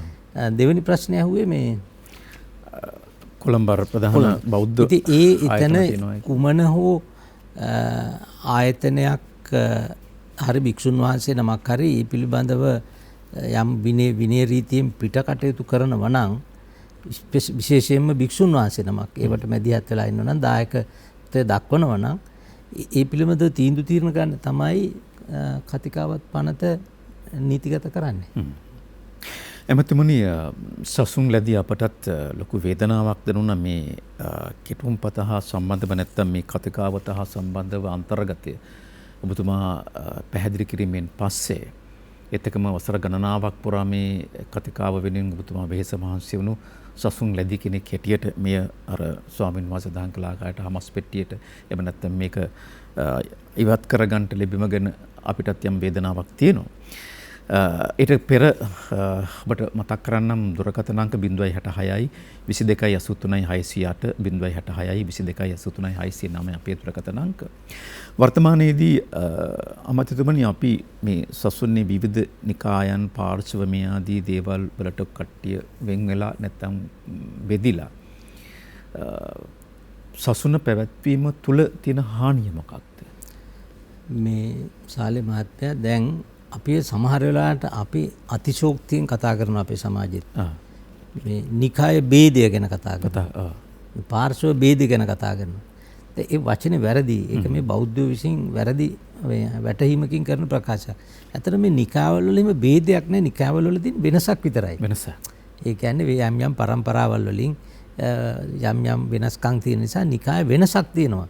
දැන් අපේ ආස්ගිරි පාර්ශවයයි මල්ලතු පාර්ශවයයි අතර ભેදයක් නැහැනේ. අපේ හැම එකටම ඒ පාර්ශව දෙකේ මහානායක හිමිපාණන් දෙනම වැඩම කරලා එකට පෙනී සිටිනවා. එහෙනම් ભેදයක් නෙවෙයි අපි වටා ගන්නවා මෙතන ભેදයක් නැහැ. එතකොට ඒකේ තියෙන අනිත් වැදගත්ම කාරණේ තමයි දැන් ඔය වෙනස අපි කියවනේ අනුරාධපුර යුගයේ තියෙද්දි දිඹුලාගල සංගායනාවෙන් කතිකාවත හදලා ඒක නැති කරානේ. දැන් මේකෙදි දැන් තියෙන මේ නිකාය වෙනස මම කියන්නේ ભેදයක් කියලා. මම දැකලා නැහැ මේ ભેදයක් කොතනකවත්. දැන් මේ වෙනස.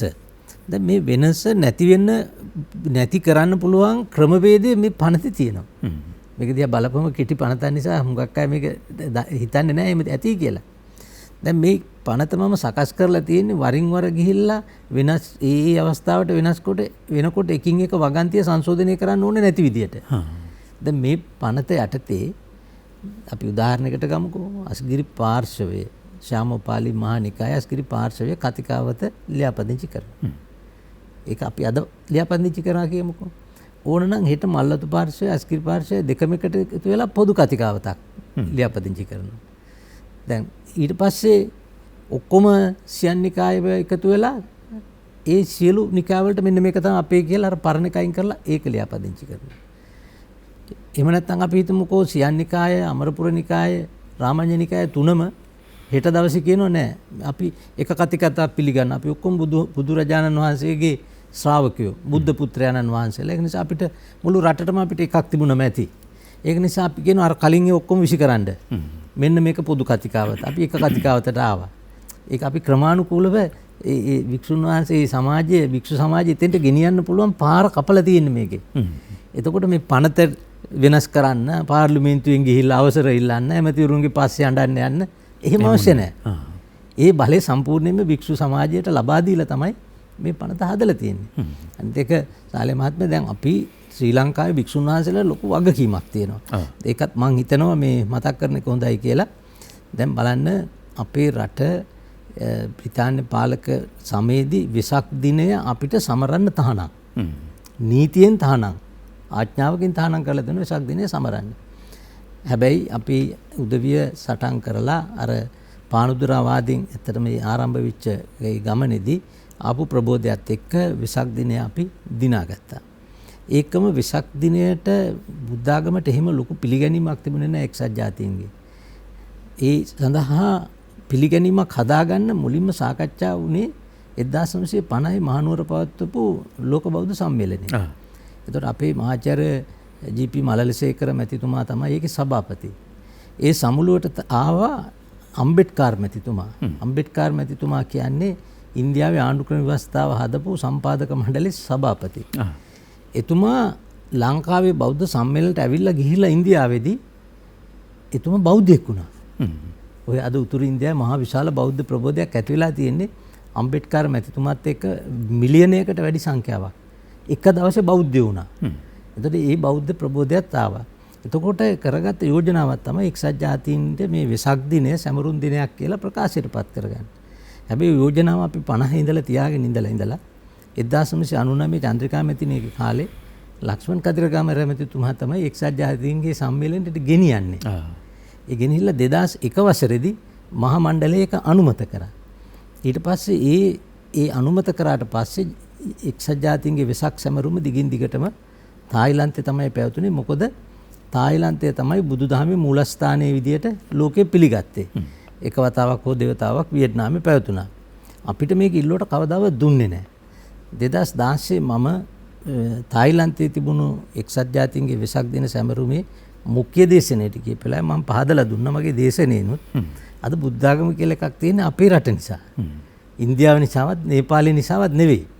දැන් බුදුදහම රැකපු අපි එක්සත් ජාතීන්ට මේ යෝජනාව ගෙනයිපු අපි අපිට මේකේ අයිතියක් තියෙනවා අපේ රටේ පවත්වන්න. ඒ අනුව තමයි 2017 පළවෙනි වතාවට පහුගිය මෑත අතීතයේ පවත්වපු විශාලතම බෞද්ධ සම්මේලනය අපි කරේ රටවල් 74ක සහභාගීත්වයෙන්.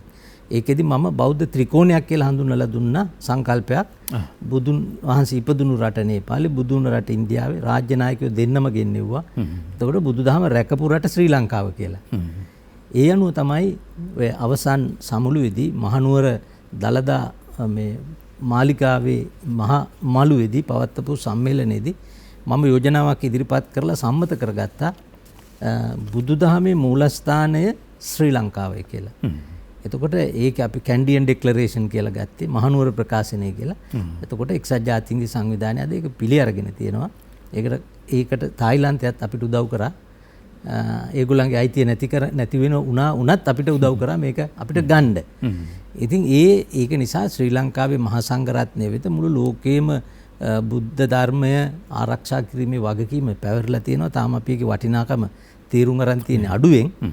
ඉතින් ඒකත් එක්කම අපේ රටේ බුද්ධාගම වෙනුවෙන් ජීවිත පරිත්‍යාග කරපු අපේ විරුවෝ ටික කැපිටිපොළ බීර කැපිටිපොළක ඉඳලා ඔය බ්‍රිතාන්‍ය ජාතිකයෝ දේශද්‍රෝහීන් කියලා ගැසට් කරලා තිබුණු නම් මට හිතෙන මතක විදිහට 300 ගාණක්.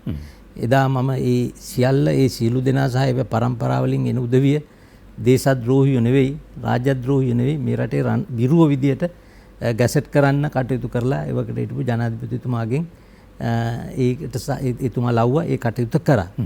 ඒ වගේම අපිට අර බුදුදහමේ මූලස්ථානයේ ශ්‍රී ලංකාවේ කියලා පිළිගැනීමත් එක්ක ඒ ලැබුණු ලෝකයේ ලැබුණු පිළිගැනීම හේතුවෙන් තමයි ඔය අපි ත්‍රිපිටකයේත් ලෝක උරුමයක් බවට පත් කරන්න ඕන කියලා යෝජනාව මේ ජනාධිපතිතුමා ඉදිරිපත් කරේ. ඉතින් අපි ඒ පැත්තෙන් විශාල ජයග්‍රහණයක් ලබා ගත්තට අපි අභ්‍යන්තරයේ අපේ කටයුතු කළමනාකරණය කර ගැනීම සඳහා මේ අවශ්‍ය ක්‍රමවේදයන් අපි තාම යටපත් කරගෙන ඉන්නවා.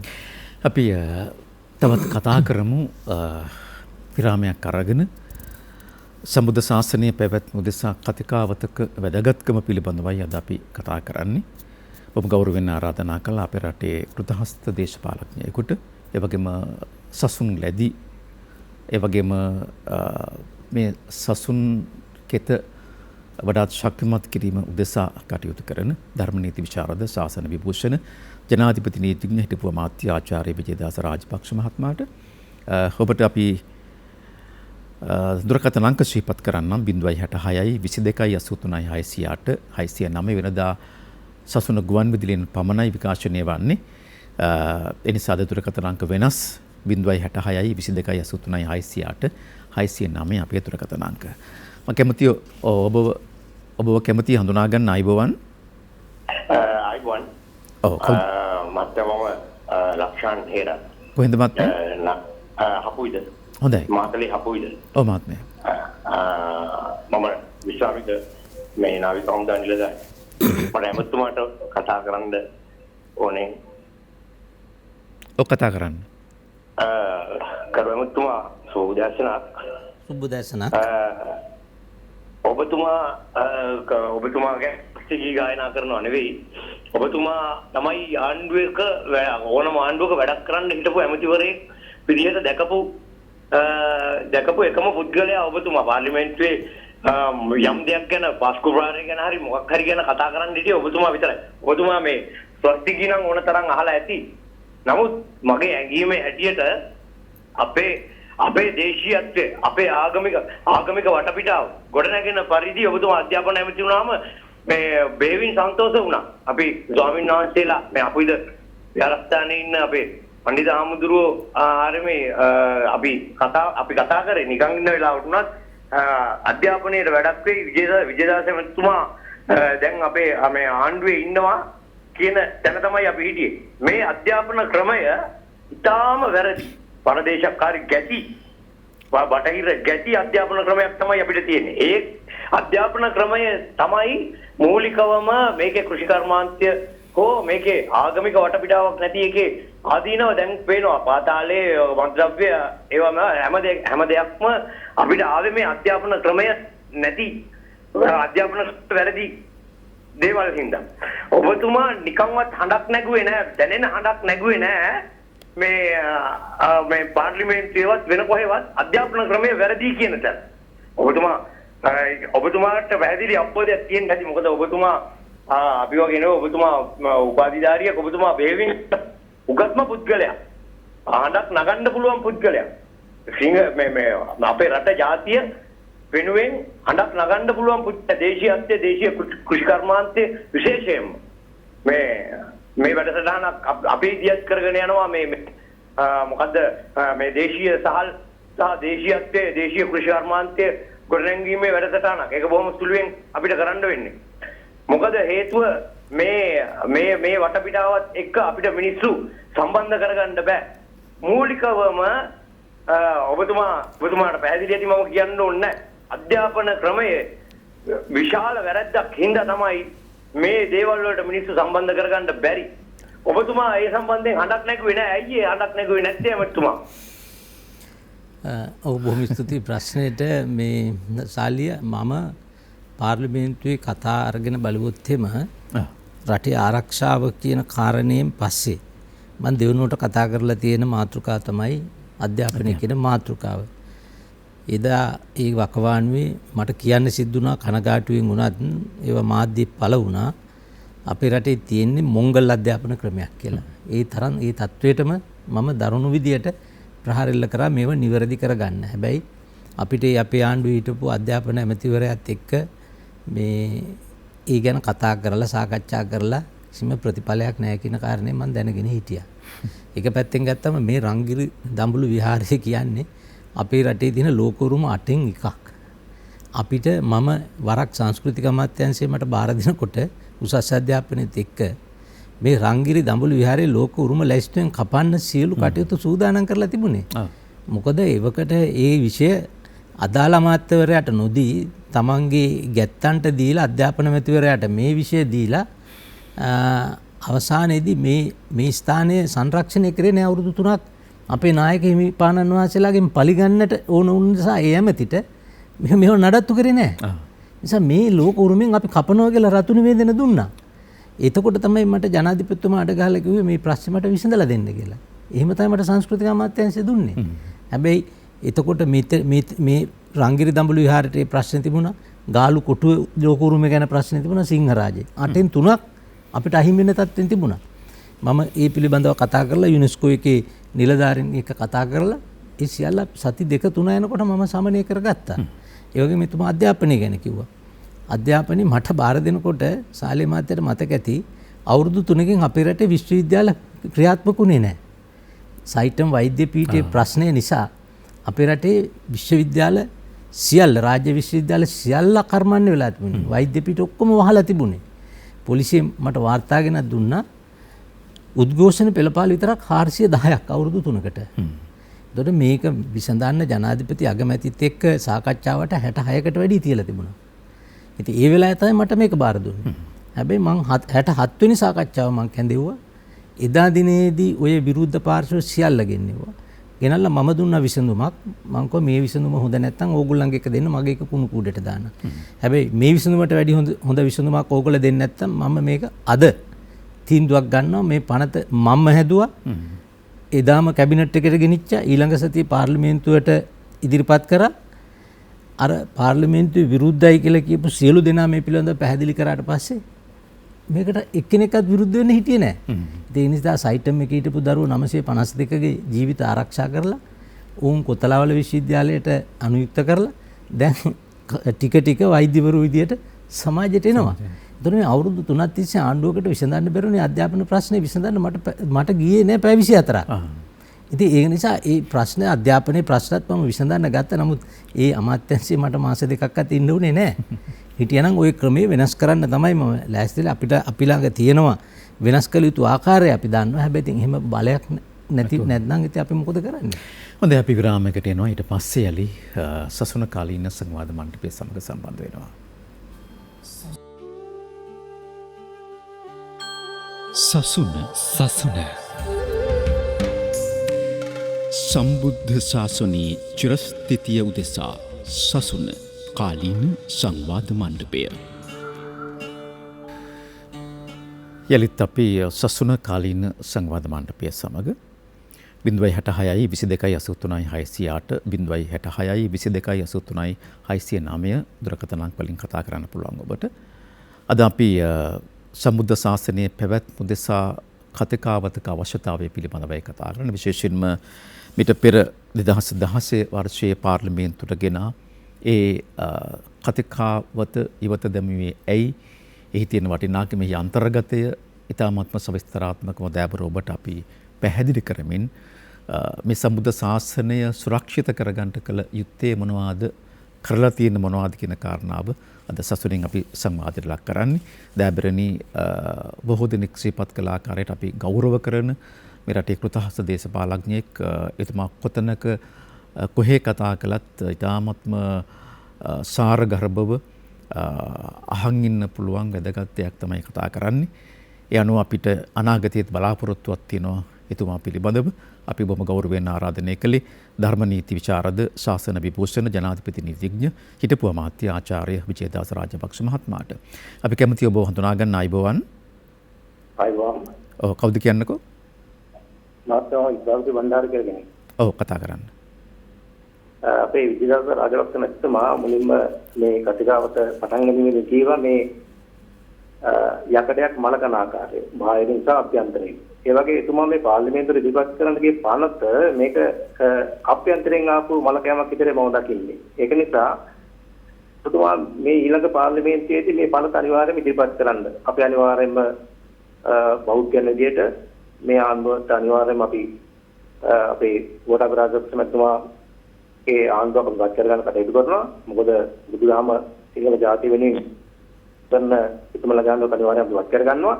ඒ පාර්ලිමේන්තුවේදී ඔබතුමා ওই පනත ඉදිරිපත් කරන්න. ඊට පෙර අපේ මහානායක හාමුදුරු සියලු දෙනාම හම් වෙලා උන්වහන්සේලාගේ අනුමැතියක් ගන්න. එතකොට විරුද්ධ වෙන්න කිසිම කෙනෙක් නැහැනේ. අන්න ඒකයි මත්මයා මේ මගේ අදහස. බොහොම ස්තුතියි. හොඳයි. තිරුවන් සරණයි ඔබතුමන්ට. ඔව් මා කියපු කාරණේ හරියට හරි. ඇත්තටම ඒ විදිහටම තමයි මම ඉදිරිපත් කරේ. සෑම නිකායක් සෑම පාර්ශවයක් එක්ක දින ගණන් සාකච්ඡා කරලා තියෙනවා. අනුමැතිය සහිතව. ඔව් ඊට පස්සේ නිකායවල පාර්ශවල එකට එකතු වෙලා සාකච්ඡා කරලා අවසාන රැස්මේදී ඒ සියලුම නිකායන් නියෝජනය කරන ඒ බලයලත් නායක අනුනායක භික්ෂුන් වහන්සේලාගේ එකඟතාවය ගත්තා. මොනම හේතුවක් නිසාවත් මේකට විරුද්ධව වචනයක්වත් එළියට ගිහිල්ලා ප්‍රකාශ කරන්න ඔබතුමා මේක පාර්ලිමේන්තුවේ ඉදිරිපත් කරලා සම්මත කරලා දෙන්න කියලා. ඒ එකඟතාවයට එන්න මම දවස් වලින් ගත කරා නම් මං හිතන්නේ දවස් 200-300කට වැඩිය ගත කරන්නේ නැති. මොකද අවුරුදු 1997 පටන් ගත්ත ව්‍යායාමයක් ඕක. මුගක් අය මට කිව්ව වැඩේට අත ගහන්න එපා ඕක කවදාවත් කෙරෙන්නේ නැහැ කියලා. නමුත් මම අධෛර්යමත් නොවි මම මගේ යුතුයකම ඉටු කිරීම තමයි මට කරන්න තියෙන්නේ. එතුමා කිව්වාගේ අපිට ලොකු විශ්වාසයක් තියෙනවා මේ රටේ අපි උරුමය ආරක්ෂා කරන්න වර්තමාන ජනාධිපතිතුමා බැඳිලා ඉන්නවා. එතුමාට රට ජාතිය ගැන විශාල කැක්කුමක් තියෙනවා. අපේ රට රුදුරු ත්‍රස්තවාදීන් බේරාගත්ත නායකයා විදියට මට හිතෙනවා එතුමාගේ ආශිර්වාදයත් එක්ක අපිට ඉදිරි ගමනක් වෙනුවෙන් යන්න පුළුවන් වෙයි කියලා. අර අධ්‍යාපනය ගැනත් මට සාලේ මහත්මයා වචනයක් කියන්න දෙන්න තව. ඇත්තටම අපේ රටේ අපිට අපි මේක නරකයි කියනවනේ. හැබැයි අපි හරි අඩු වෙන්නේ කියන්නේ කොතනද අපිට වැරදුනේ කියලා. ඒක ගැන පෙඩි හොයන්නේ නැහනේ. අපේ වගේ රටකට ගැළපෙන අධ්‍යාපන ක්‍රමය අපිට හදලා දුන්නේ CWW කන්නංගර මැතිඳුන්. අද එතුමගේ නමවත් දන්නේ නැති ළමයි ඉන්නවනේ පාසල් වල. දැන් අද එතුමා 1946 ඉදිරිපත් කර සම්මත කරලා දුන්න පනත ඒක සම්මත කරේ එවකට හිටපු මහා බලගතු සමහර රාජ්‍ය නායකයින් එක්ක හැපිලා. ඒ තරම් බාධක තිබුණා. ඉතින් එහෙම කරලා ඒ සම්මත කරලා දුන්න පනත නොවන්නට අද ලංකාවේ අද උගත්තුයි කියන ජනතාවගෙන් 90%ක් නූගත්තු කන්නංගර මැතිතුමා නොහිටියනම්. ඉතින් අද ඒ ගැන අඩු ගානේ එතුමාගේ උපන්දිනේ සී කරලවත් අනුස්මරණයක්වත් අපිට අද දකින්නේ නැහැනේ. හරනම් මුළු ලංකාවෙම ඒ දිනේ සමරන්න ඕනනේ. දැන් මෝදි මැතිතුමා එතුමා බෞද්ධයෙක් නුනත් බුද්ධ ආගම ගැන පුදුම ගෞරවයක් තියෙන කෙනෙක්. එතුමා අම්බෙඩ්කර් මැතිතුමාගේ උපන්දිනේ ඉන්දියාවේ නිවාඩු දිනයක් කරා. දැන් අවුරුදු කිහිපයකට කලින්. මේ බහුතරයක් 102%ටත් අඩු බෞද්ධ ඉන්න රටක්. එතුමා ඒක දිනයක් කරලා මට තමයි ආරාධනා කරේ මේ එතුමාගේ ගුණ සමරු දේශනය කරන්නත් බොම්බේ විශ්වවිද්‍යාලයේ ලක්ෂ සංඛ්‍යාත ජනතාවක් සහභාගී වුණා. එතකොට අම්බෙක්කාර්තුමාට එහෙමයි සලකන්නේ රටේ. අපි අපේ රටේ මෙච්චර අපි සියලු දෙනාම ඔබවත් කෙනින්නෙත් මම මෙතන ඉන්නෙත් මේ කන්නංගර මෙතුන්ට පින් සිද්ධ වෙන්න කවුද එතුමා ගැන කතා කරන්නේ. එතකොට අපි ගන්න මේ කෘෂිකර්ම ගැන අපෙන් දැන් ප්‍රශ්න ඇහුවා. මහාමාන්‍ය ඩී.එස්. සේනානායක මහත්මයාගෙන් පස්සේ අපේ රටේ සියලු ජනතාවගෙන් වැඳුම් පිදුම් ලබන්න ඕන කෙනෙක්නේ අපේ රටේ විශාලතම කෘෂි ව්‍යාපෘති සියල්ල කරපු සීපී ද සිල්වා මහත්තයා. මහවැලිය පව එතුමාගේ නිර්මාණයක්නේ. අඩු ගානේ මහවැලිය අච්චු ගහන පොතකවත් තියනවද එතුමාගේ නම? ඉතින් ඒ වගේ අපි සමහර වෙලාවට හිතෙනවා අපි හරි ගුණමකු જાතියක් කියලා. කුහකයි නේද? කුහකයි. ඉතින් මේවා මම මේ ළඟදී ජනාධිපතිතුමත් මට කියලා පින්ලන්තේ තානාපතිතුමත් එක්ක මම දීර්ඝ සාකච්ඡාවක් කරා. ඒ රටේ තියෙන අධ්‍යාපන ක්‍රම ඉතාම හොඳ අධ්‍යාපන ක්‍රමයක් කියලා ලෝකෙම පිළිගන්නවා. ඇත්තටම සාර්ථකයි. හැබැයි මේක අධ්‍යයනය කරලා ඔක්කොම කරලා ඉවරනාට පස්සේ මං කියන්නේද මට හිතිච්ච දේ. බලනකොට පින්ලන්තේ දැන් තියෙන්නේ අපි 1960 70 දශකයේ අපි ඉගෙන ගත්ත අධ්‍යාපන ක්‍රමය තමයි දැන් තියෙන්නේ. ඒක නිසා ඒක සාර්ථක වෙලා. අපි පිළිපැන්නා. ඒගොල්ලන්ට දශක ගානකට කලින් අපි හරි ක්‍රමය හදාගෙන ඉඳලා කන්නංගර ප්‍රතිපත්තියට පයින් ගහලා නන්නත්තර කරලා තියෙනවා. අපේ අධ්‍යාපනයේ ඒ ගැන ඉතින් දේශපාලනික වශයෙන් කතා කරන්න ගියොත් ඒක වෙන පැත්තකට හැරෙන නිසා මම කතා කරන්නේ නැහැ. එමතුමනේ කතිකාවත පාර්ලිමේන්තුවෙන් ප්‍රතික්ෂේප වුණාට පස්සේ ඒක සම්මත කරගන්න බැරුණාට පස්සේ යලි විමසීමක් කරේ නැද්ද? ඇයි මේකට විරුද්ධ වුණේ නැත්නම් මේකට මෙහෙම උනේ කියලා ඔය මහානායක හාමුදුරුවොත් එක්ක කතා කරේ නැද්ද? කතා කළා. සියලුම පාර්ශවත් එක්ක කතා කරා. අති විශාල මහානායක අනායක හිමිපාණන් වහන්සේලා මේකෙන් කම්පාවටපත් වුණා. ඊට පස්සේ නැවතත් කතා මම සාකච්ඡාව ආරම්භ කරා. ඒ අතරතුරේ තමයි මම අමාත්‍ය ධූරයෙන් ඉවත් කරන්නේ. හම්බන්තොට වරාය ප්‍රශ්නයයි සහරාන්ලගේ ප්‍රහාරය එළිදරව් කිරීමයි කිරීම මේ රටේ ජාතික ද්‍රෝහියෙක්ගේ වැඩක් තත්වයට පත් වෙලා මාව ඇමති මණ්ඩලයෙන් නිරපුවා. ඒ ගැන මට නම් කිසි පාඩුවක් වුණේ නැහැ. නමුත් දුකයි රටට පාඩුවක් වුණේ කියලා මට හිතෙනවා අවංකව. පහුගිය කාලේ මහා ආందోලන ලක් වුණානේ පන්සල්වල පින්කැට රජයට ගැනීම ආදී මේ කාරණා. ඊට පස්සේ මුහුදු විහාරය ගැන අපි කතා කළා කර ගණන් අත්පත් කර ගැනීම සිදුවීම. ඊට පස්සේ සමහර අපේ නටබුන් තියෙන ස්ථාන පුරාවිද්‍යාත්මක වටිනාකමක් තියෙන ස්ථාන නිවාස ඇදීම උදෙසා ඩෝසර් කරපු කාරණා ගොඩාරියක් වාර්තා වුණා මෙතුමනි. මේ සම්බන්ධව ඇත්තටම මම බුද්ධ ශාසන ඇමතිවරයා විදියට මාව පත් කළාට මට සංස්කෘතිය කමාත්‍යංශය හෝ පුරාවිද්‍යාවට හෝ අදාළ විෂයන් දුන්නේ නැහැ. සමහර මගේ අධිකරණ අමාත්‍යාංශ විෂයනුත් ගලවලා මට දුන්නේ. මට අයිති ආණ්ඩු ක්‍රම ව්‍යවස්ථා විෂය පවා අගමැතිතුමා ගැසට් කරගත්තා. නමුත් මම මේ රටේ ඇමතිකම පැත්තකින් තියමුකෝ. මේ රටේ පුරවැසියෙක් විදියට ඔය මේ අපේ පුරාවිද්‍යා අයිතිවාසිකම් පිළිබඳව ගන්න ඕන උපරිම පියවර ගත්තා. මේ අපේ රටේ මිනිස්සුන්ගේ මෝඩ ආකල්පයක් තියෙනවා. මේ උරුමයන් මේ බෞද්ධයන්ගේ උරුමයන් කියලා. බෞද්ධයන්ගේ තමයි උරුමය ඇත්ත. හැබැයි මේ රටේ මොන මිනිහෙක් හරි ගැහණියෙක් හරි ජීවත් වෙනවා නම් මොන ආගමක් ඇදහුවත් අඩු ගානේ පොඩ්ඩක් කල්පනා කරන්න ඕන මේ උරුම කියන ඒවා අපි කාටත් අයිතියි. මේ රටේ මුස්ලිම්ද දෙමළද හින්දුද එහෙම වෙනසක් නැහැ. ඒක රටේ උරුමේ නම් ඒක රටේ උරුමේ. එතකොට දැන් මේක මේ බෞද්ධයන්ට විතරක් අයිති දෙයක් නැත්නම් මේ බෞද්ධ අනන්‍යතාව විතරක් රැකෙන දෙයක් කියලා මේවට විරුද්ධ විශාල වශයෙන් යම් අකටයුතු කෙරුණා. ඉතින් ඒකත් උහුලන්න පුළුවන් සමහරලාට අපේම අය තමයි මේ අකටයුතු කරන්නේ. දැන් මේ සීගිරිය ඒකත් ලෝකුරුමයක් නේ. දැන් සීගිරියත් ලෝකුරුමෙන් කැපෙන තත්ත්වයට ආවනේ. මොකද අපේ හිටපු ඉවකට හිටපු ඇමතිවරු ඒකෙනුත් කීයක් හරි හම්බ කරන්න බැලුවා.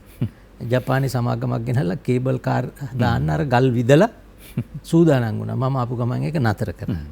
ඉතින් ඒ කලකට අපි අත තිබුණා නම් එහෙම ලෝකුරුමෙන් අපි කපනවා. ඉතින් අපිට මේ ලෝකුරුමේ විදියට අපේ ආදි රජදරුවෝ මේව හදලා තිබුණ නිසා තමයි මේ විශාල වශයෙන් සංචාරක කර්මාන්තය අපි දිනු කරගෙන විශාල විදේශී නිමයක් ලබන්නේ. දැන් ඒක පවා අපිට අහිමි වෙන්නේ ගියා. ඔය සීගිරියේ තිබුණු කෞතුකාගාරය අවුරුදු 6කින් අත තියලා නේ ගරා වැටිලා කඩා වැටිලා තිබුණේ. ජේතවනාරාමේ කෞතුකාගාරය සම්පූර්ණයෙන්ම වැස්සට වතුර ගලන තත්වයක තිබුණේ. ඉතින් ඒවා ඔක්කොම අපිට මේ යථා තත්ත්වයට පත් කරන්න සිද්ධ වුණා කෙටි කාලයක් තුළ අපි ඒක කරා. ඒකම ඔය උතුරු නැගෙනහිර පුරාවිද්‍යා ස්ථාන ප්‍රශ්නයක් තිබුණා නම් ඒ හැමතැනටම මම ගියා. දැන් ওই මුදුමා විහාරය සම්පූර්ණයෙන්ම සංරක්ෂණය කරා. අපි බුද්ධ ශාසන අමාත්‍යවරයා විදියට මැදිහත් වෙලා. අවුරුදු 40කට විතර පස්සේ කටින පින්කමකුත් කරලා තමයි ඔය පන්සල ආරම්භ කරේ. කෙනෙක් ඉන්නවා ටිකක් වෙලා ඉඳලා එමත්ම දුරකතනේ ආයිබෝන් ඔබට. ආයිබෝන්. පානදුරෙන් ඔබ. ආන්දුරෙන් කතා කරන්නේ. ඔව්. ඔබ රූපවාහිනී යන්ත්‍රය හෝ ගුවන් විදුලිය නම් හඬ අඩු කරලා දුරකතනෙන් පමණක් කතා කරන්න. ආම්දුරනම. සුබ දැසනක්. ඔව් සුබ දැසනක්. කවුද මාත්? කමලාන විද්‍යානගරේ පාන්දුරෙන් කතා කරන්නේ. ගරු එමතුමනි මම ශාසනයේ වැටෙන තැනදී මම යනවා ශාසනයට දවවක් කරන්න. මොකද මගේ පුතා මහාන කරන්න දෙනවා පුතේ පන්සලට. ඒ පන්සලට මහාන කරන දෙන පුතාගේ කැමැත්තට අනුව මේ බුද්ධ ශාසනය වෙන්නේ. මට ඊට පස්සේ මගේ දරුවව හම්බෙන්නේ ඔබතුමා දන්නවද බුද්ධ ශාසනයට දුන්න දරුවා මට හම්බෙන්නේ හම්බන්තොටි. හම්බන්තොටි ඒ පන්සලකින් නම් මට හිත හදාගන්න පුළුවන්. වඩුපාසු කෙනෙක් දෙක්ක මගේ පුතා බාරදී. මම නිරෝධායන කාලේ ගිහිල්ලා බොහොම අමාරුවෙන් වැටවල් පෙනලා මේව කළා හම්බන්තොට කියලා තමයි මගේ දරුවව මම අරන්නේ. ඔන්න ඔතන තමයි බුද්ධ ශාසනයෙන් වැළකෙන තැන කියලා මට හිතෙන්නේ. මොකද මම කරේ ලොකු උදව්වක්. අඩු ගානේ දරුවා එතනට සුදුසු නැත්නම් ස්වාමීන් වහන්සේට දෙන්න තිබුණා මට කතා කරලා මේ දරුවා සුදුසු නැහැ කැමති නැහැ මෙන්න ඔයාගේ දරුවා කියලා. නමුත් උනේ දරුවා මට කතා කරනවා වඩුපාසුනේ මට දරුවා හදාගන්න දෙනවා නම් ඊට පස්සේ ප්‍රොබේෂන් ඔෆිසර් කතා කරනවා එයා දරුවා දෙන්න කැමතිද කියලා. මම ඇඳගත් ඇඳුම පිටින්ම ගිහිල්ලා හම්බන්තොට දක්වාදී ලියුම් ඔක්කොම මංගාව තියෙනවා. මට උනේ ඒකයි අසාරන්නේ. දැන් අපිට තියෙන්නේ බුද්ධ ධර්ම ගෙනාවේ මිහිඳු මහරහතන් වහන්සේ ලංකාවට අපේ දරුවෙකුත් කියන්නේ දැන් බුද්ධ ධර්ම ගෙනියන්නේ මේ විජේදාස රාජපක්ෂ කියන මැතිතුමා තමයි මේ ධර්මයේ ගෙනියන්නේ කියන එක තමයි අපිට කියන්න වෙලා තියෙන්නේ කියලා හරිම කනගාටුවෙන් කියන්නේ. බොහොම ස්තුතියි මේ අවස්ථාව ලබා දීම ගැන. ඔබට විවිධ රටේ පිට ලබනවා.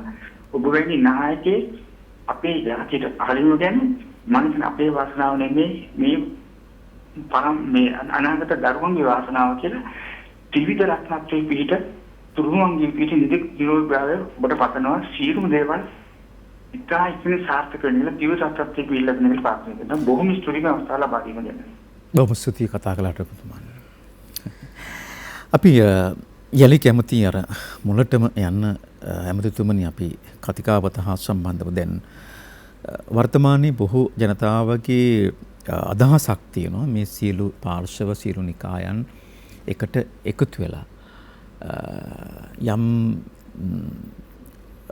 කටයුත්තක් කරන්න එහෙම නැත්නම් එකට එකතු වෙලා කටයුතු කරන හරි වටිනවයි කියන කාරණාව. දැන් සමහර ස්වාමින් වහන්සේලා දේශපාලන වේදිකාවේ විවිධ කතා කරනවා. සමහර අය විවිධ කටයුතුකම් කරනවා. හැබැයි ඒ පාර්ශව දැන් මහානායක ස්වාමින් වහන්සේලා නිහඬව ඉන්න කියලා බොහෝ චෝදනා කරනවා. හැබැයි උන්ට කරන්න දෙයක් නැහැ. මොකද ඒ පාර්ශවවල වෙනස් වෙනස් තියෙන නිසා. අපිට අනාගතයේදී සම්බුද්ධ ශාසනය වෙනුවෙන් මොනවද සංශෝධනය කළ හැකි වන්නේ ඔබතුමාට යම් අවස්ථාවක් ඉදිරියට ලැබුණොත්? ඇත්තටම බුදුන් වහන්සේ දේශනා කරපු විදිහටම බැලුවොත් අපිට මේ රටට තියෙන උතුම්ම වස්තුව වෙන්නට ඕන සංඝ සාමග්‍රිය. ඔව්. ගිහියගේ ශ්‍රද්ධාවයි සංඝ සාමග්‍රියයි තියෙනවා නම් අපිට කළ නොහැකි දෙයක් නැහැ. බුද්ධ ශාසනයට කාටවත් අත තියන්න බෑ. ඉතින් ඒ වෙනුවෙන් ගිහියගේ ශ්‍රද්ධාව ආරක්ෂා කරන ගමන්ම භික්ෂු විනය රැකෙන මේ කතිකාවතත් මම කියන්නේ මේක හොඳම විසඳුම කියලා. අපි මේකට යන්නේ විකල්පයක් නැති නිසානේ. ඔව්. එතකොට දැන් අද කාලේ හැටියට තියෙන එකම විකල්පය. එතකොට මේ විකල්පය හොඳම විසඳුම විදියට අද කාලීනව බාර ගන්න වෙනවා. ඉතින් ඒතෙන්ට ගිහිල්ලා අපිට සංඝ සාමග්‍රිය කියන එකත් ශාලේ මහත්මයා කියපු එක හරිම වැදගත්. දැන් සමාජෙත් වැරදි මතයක් තියෙනවා. අපි සංඝ සමාජෙ බෙදිලා මේ ભેද තියෙනවා. යම් වෙනස්කම් තියෙනවා. හැබැයි ඔය කියන මහා ભેදයක් මම නම් දකින්නේ නැහැ. මොකද අපේ ගෙදරට දානකට ආරාධනා කරුත් ඔය හැම නිකායම හැම පාර්ශ්වෙම භික්ෂුන් වහන්සේලා වැඩම කරලා බොහොම සමගියෙන් ඒ කටයුතු කරනවා. ඉතින් ඒක තවදුරටත් අපි වර්ධනය කරලා මේ මිනිස්සු අතර තියෙන මේ වැරදි ආකල්පය නැති කරලා මේ සංඝ සාමග්‍රිය ඇති කරගෙන අපි සියලු දෙනා භික්ෂුන් වහන්සේලාගේ බුද්ධ පුත්‍රයන් මේ බුදුහාමුදුරුවන්ගේ ශ්‍රාවකයන් වහන්සේලානේ. අපි එකම කතිකාවතකට යන්න ඕනේ. ඒක දැනට ගෙන්න පුළුවන් වේද අපිට? අපි අසුභවාදී විදියට බැලුවොත් සාලේ මහත්මයා කවදාවත් ඒක කරන්න බෑ. අපි සුභවාදීව හිතුවොත් කරන්න පුළුවන්. දැන් මම ওই සමහර කිව්වා වගේ අපි අවුරුදු ගණන් තිබුණේම දවසෙන් අපි විශ්ඳලා තියෙනවානේ. ඉතින් මේක මම කියන්නේ එහෙම පැය 24 මේ ඊදී ඉලක්කයට යන්න පුළුවන් කියලා. හැබැයි යන්න පුළුවන්. දැන් බලන්න පහුගිය කාලේ අපේ පුරාවස්තු පිළිබඳ හරි ප්‍රශ්නයක් තිබුණා. පුරාවස්තු මට අයිති නැතුණත් මම බුද්ධ ශාසන ඇමති කාලේ අවුරුදු 2කමාරක විතර කාලේ අපේ රටේ පුරාවස්තු පිළිබඳ ගැටලු ඇති වුණේ නැහැ. ඒ හැම තැනකටම මම ගියා. ගැටලු තිබුණ තැන් හඳුනාගත්තා.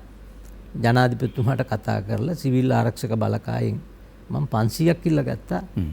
මේ පුරාවස්තු ආරක්ෂා කරන්න විතරක්. ඒ තැන් වලට අපි අනුගත කරලා ඒව ආරක්ෂා කරා. ඉතින් අපි ඒව නැති කරගත්ත එකේ ප්‍රතිඵල තමයි දැන් සංස්කෘතික මධ්‍යම සංස්කෘතික අරමුදල මේව සංරක්ෂණය කරන්න තියෙන මුදල්. මම මිලියන 8000ක් එක්ක තමයි මේ බාර දුන්නේ ඊළඟ ඇමතිතුමාට. හැබැයි අවුරුද්දක් ගත වෙනකොට මිලියන 8000ක් එක්ක බාර දුන්නේ. අවුරුද්දක් යනකොට ඒක මිලියන 4000ට අඩු වෙලා. ඉතින් ඒකට වෙච්ච දෙයක් තාම හොයාගන්න බෑ. ඉතින් සංස්කෘතික අරමුදල තියෙන්නේ පිහිටෙව්වේ මොනවටද කියලාවත් අඩු ගානේ අපි අවබෝධ කරගන්න ඕනනේ. ඒක බාරයක්. ඒක පනතේ අරමුණු වලින් පිට මේ බෙදන්නේ යාළුවන්ට බෙදන්නේ ඥාතීන්ට බෙදන්න පුළුවන් අරමුදලක් නෙවෙයි. ඉතින් මෙන්න මේ නීතියේ බලය ක්‍රියාත්මක කරන්න ඕන මේ තරාතිරම නොබලා. ඒක මං හිතන්නේ අනාගතයේදී ගරු ජනාධිපතිතුමාගේ තියෙන දර්ශනයත් එක්ක ඒක කෙරෙවි. හැබැයි ඒ අවස්ථාව අපිට ලැබිච්ච ආශිර්වාදයක්. ඉතින් ඒ අවස්ථාව අපි ප්‍රයෝජනයට ගන්න ඕන ශාසනයේ චිරස්ථිතියත් ආරක්ෂා කර ගැනීම සඳහා.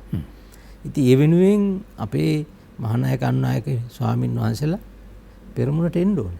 දඹුලු පාර්ශ්වයෙන් යම් යෝජනාවක් කොට තිබුණා මේ සියලු පාර්ශව සියලු නිකායන් එක තැනකට ගේන කතිකාවතක්. මම හිතන්නේ ඒකට විශාල නිකායන් සහ පාර්ශව එකගත්වයේ පටකොට තිබෙනවා. මම හිතන එකක් දෙකක් තමයි තාමත් මේ කාරණාවට එකගත්වයේ පළකොට නැත්තේ. එම එකතු වුණොත් අපිට එක දජයක් යටතේ රට තුල යම් ශාසනික වර්ධනයක් වගේම රටේ සංවර්ධනයක් කරන්න පුළුවන් වෙන්නේ අපිට. ඔව් සාලේ මහත්මයා අපි දන්නවා ඒක රටම දන්නවා. මේ රංගිරි දඹුලු පාර්ශ්වයේ අපේ මහානායක ස්වාමීන් වහන්සේ වෙනමම මතයක හිටියා අපි දන්න දවස් ඉඳලා.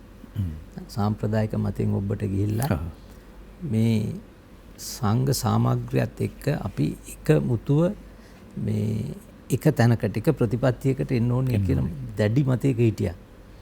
ඉතින් ඒ මතය යථාර්ථයක් කර ගැනීම සඳහා සියලු පාර්ශවයන් සියලු නිකායන් දායකත්වය ලබා දීම ශාසනයේ චිරස්ථිතිය වෙනුවෙන් වගකීමක්. ඉතින් ඒ සඳහා මම හිතනවා මේ ගිහියනුත් මීට වැඩිය තවදුරටත් පෙළඹවීම අපි කරන්න ඕනේ. නරක දෙයකට පෙළඹවීම කරන එක හොඳ නැහැ. නමුත් අපි මේ ශාසන චිරස්ථිතිය වෙනුවෙන් ත්‍රිවිධ රත්නයේ ගෞරවය ඒ ශ්‍රද්ධාව වැඩි වෙන විදිහට කෙවට අපිත් තෙරපීම් කරන්න ඕනේ. අපි මෙතෙන්ට යන්න ඕනේ.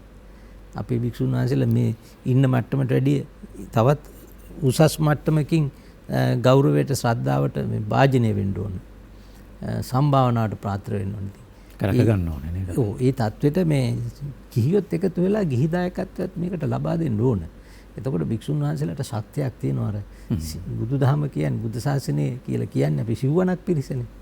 මේක සිව්වණක් පිරිසම එකට එකතු වෙලා කරොත් අර ඔබ කියපු අමාරු දේවල් පහසුවෙන් කරගන්න පුළුවන්. මම හිතනවා මේ කෙටුම්පත එහෙම නැත්නම් මේ කතිකාවත ශාසන හිතයිශී ශාසනයේ චිරස්ථිතිය වෙනුවෙන් හොඳ කතිකාවතක් කියන පැහැදිලි වැටහීම අපිට ඇවිත් තිබෙනවා. අද මේ සංවාදය තුල සමගන්න පෙර යම් වැරදි මතයක් සමාජගත වී තිබුණා නම් ඉදිරියේදී මෙය අපිට සම්මත කරගන්න පුළුවන්කම ලැබේවි. ඒ වැරදි මත මොනවද කියන එකත් පැහැදිලි කරලා මේකේ තියෙන වටිනාකම හැමතුමනි යලිත් වතාවක් අපි පැහැදිලි කරමු. සාලේ මහත්මයා බුදුදහමේ හරය ඉතා ඉන්දියාව මහ පුදුමාකාර විදියට බෙදිච්ච සමාජයක් නේ තිබුණේ. ආගමික ජාතික කුල මල හැම දෙයක්ම තිබුණේ ලෝකෙ වැඩිම ભેද තිබුණු තැනනේ. දැන් බුදුරජාණන් වහන්සේ මේ බුදු වෙන්නේ මොක නැති කරන්නද? බුදුන් වහන්සේගේ පළවෙනි රාජකාරිය උනේ වගකීමුනේ ඒක නැති කරන එක. ඒක නිසා සමාජයේ සියලුම දෙනාට සමසේ කියන්නේ සමානාත්මතාවය කියන එක මේ සතර සංග්‍රහ වස්තු එකක්නේ. ඔව්. එතකොට දැන් ඒ සමානාත්මතාවය ගැන අපි කොච්චර බණ කියනවද කොච්චර දේශනා කරනවද? ඉතින් අපි අතර මේ සමානතාවය අපි අතර ඒ සමගිය ආරක්ෂා කරගන්න බැරි නම් අපි කියනවා අහන්නේ නැහැ නේ කවුරු. ඉතින් ඒක නිසා මේක දේශනාවෙන් කරන්න බෑ. මේක ආදර්ශයෙන් තමයි කරන්න ඕන. අර බටහිර කියමනක් තියෙනවා කොතරම් නීති දැම්මත් රටකට ඒ නීතිය නෙවෙයි වැදගත් ඒ පාලකයා රටට දෙන ආදර්ශය කියලා. ඒක නිසා මේක ඒ ආදර්ශයත් එක්ක අපේ මහා සංඝරත්නය අපේ මහා සංඝරත්නයට ජනතාවගෙන් ලොකු බලයක් දීලා තියෙන්නේ. ඒ ශ්‍රද්ධාවත් එක්ක ලොකු බලයක් දීලා තියෙන්නේ. ඇත්තටම ඒ බලය ශාසනය වෙනුවෙන් අපේ මහා සංඝරත්නය අද ප්‍රයෝජනයට ගන්නවද කියන ප්‍රශ්නේ මට තියෙනවා. ඇත්ත. භික්ෂුවකට තියෙන හඬ අද සමාජයේ තියෙන හඬට වැඩිය 100 ගුණයක් තියෙනවා. හැබැයි ඕන තැනදී හඬ තියෙනවද කියන ප්‍රශ්නේ තියෙනවා. අන්න එතෙන්ට අපි අවදි කරගන්න ඕන අපේ නායකයින් පානන් වහන්සේලා. හොඳයි දුරකථන තුංගල සඳහන් කළ කාරණා සහ සාමාන්‍ය පුරවැසියන් විදිහට අප ඔබතුමාගේ ඉතිහාසය පිළිබඳව දන්නා කාරණාත් එක්ක තමයි අපි ඔබතුමා පුතහස්ත ඔබ ගෞරවනීය දේශපාලඥයෙක් විදිහට හඳුන්වන්නේ සහ හැමදාම ගරු කරන්නේ. යම් බලාපොරොත්තුවක් ඔබතුමාගේ හෙට දවස පිළිබඳව ඇති මේ රටට ගරු ඇමතිතුමනි. මං ශාලිය හැමදාම මම මේ අතීතයට සාප කරලා නැහැ මම කවදාවත්. අනාගත ආලෝකය දිහා බලාගෙන යන කෙනෙක්. ඒක නිසා හැම දෙයක්ම සුබවාදීව බලන්නේ. මම මේ කොරෝනා වසංගතේ වුණත් මිය ගිය අය ගැන දුකයි. හැබැයි වෙච්ච වැඩේ ගැන කැමතියි. ඒ කියන්නේ අපේ ජීවිතයේ යථා ස්වභාවය, ජීවිතයේ අනිත්‍යතාවය සිහිපත් කරගෙන මේ යන තරඟේ අපේ ස්වභාව ධර්මය විනාශ කරගෙන එකිනෙකා පරයා මරාගෙන මේ යන ගමන නතර කරන්න කියලා බ්‍රේක් එකක් තමයි මේ ස්වභාව ධර්මය ගැහුවේ. එතකොට ඒකෙන් අපි ඒවෙන් හරි පාඩම් ඉගෙන ගන්න ඕන. අපිට මේ කාලය තුල ආර්ථික වශයෙන් ලාභ මේ අලාභහානි වුණා ඇත්ත. ලෝක හැම රටකටම වුණා. හැබැයි ස්වභාව ධර්මය කොච්චර ප්‍රකෘතිමත් වුණාද? අපි ඕසෝන් තලය හරි අද මේ යථා තත්වයට පත් වෙමින් තියෙනවා. මානවයාට ජීවත් වෙන්න පුළුවන් වාතාවරණය ආරක්ෂා කරගන්න ඒව බලපානවා. ඉතින් මේ වගේ මේ කාල සීමාවක් තුල මම දන්නවා මේකත් එක්ක මේ බුදුදහමේ තියෙන වැදගත්කම ඉතා දැඩි වශයෙන් ලෝකයට දැනিলা තියෙනවා. ඒක නිසා අනාගතයේදී මේ බුදුදහම කියන එක හැම මිනිහටම මඟ පෙන්වීමට අවශ්‍යතාවයක් වෙනවා. ආතසි ක්ලාක් මැතිතුමා මුගක් 60 ගණන් වල පොතකත් ලියලා තියෙනවානේ.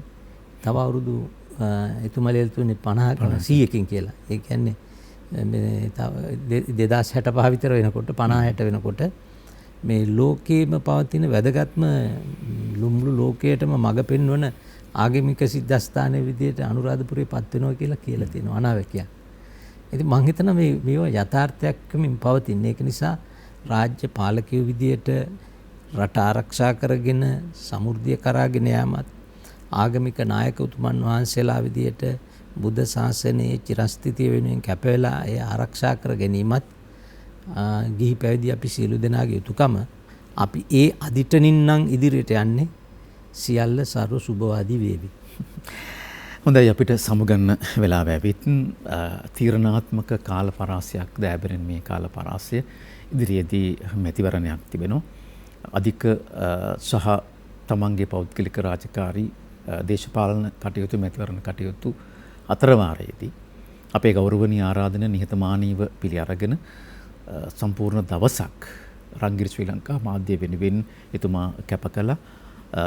ඒ කැපකිරීම වෙනුවෙන් රංගිර ශ්‍රී ලංකා මාධ්‍ය ජාලයේ සහ අපේ දෑබර ප්‍රේක්ෂක ශ්‍රාවක සියලු දෙනාගේම ස්තුතිය ගෞරවය ඔබතුමාට පිළිගන්වනවා.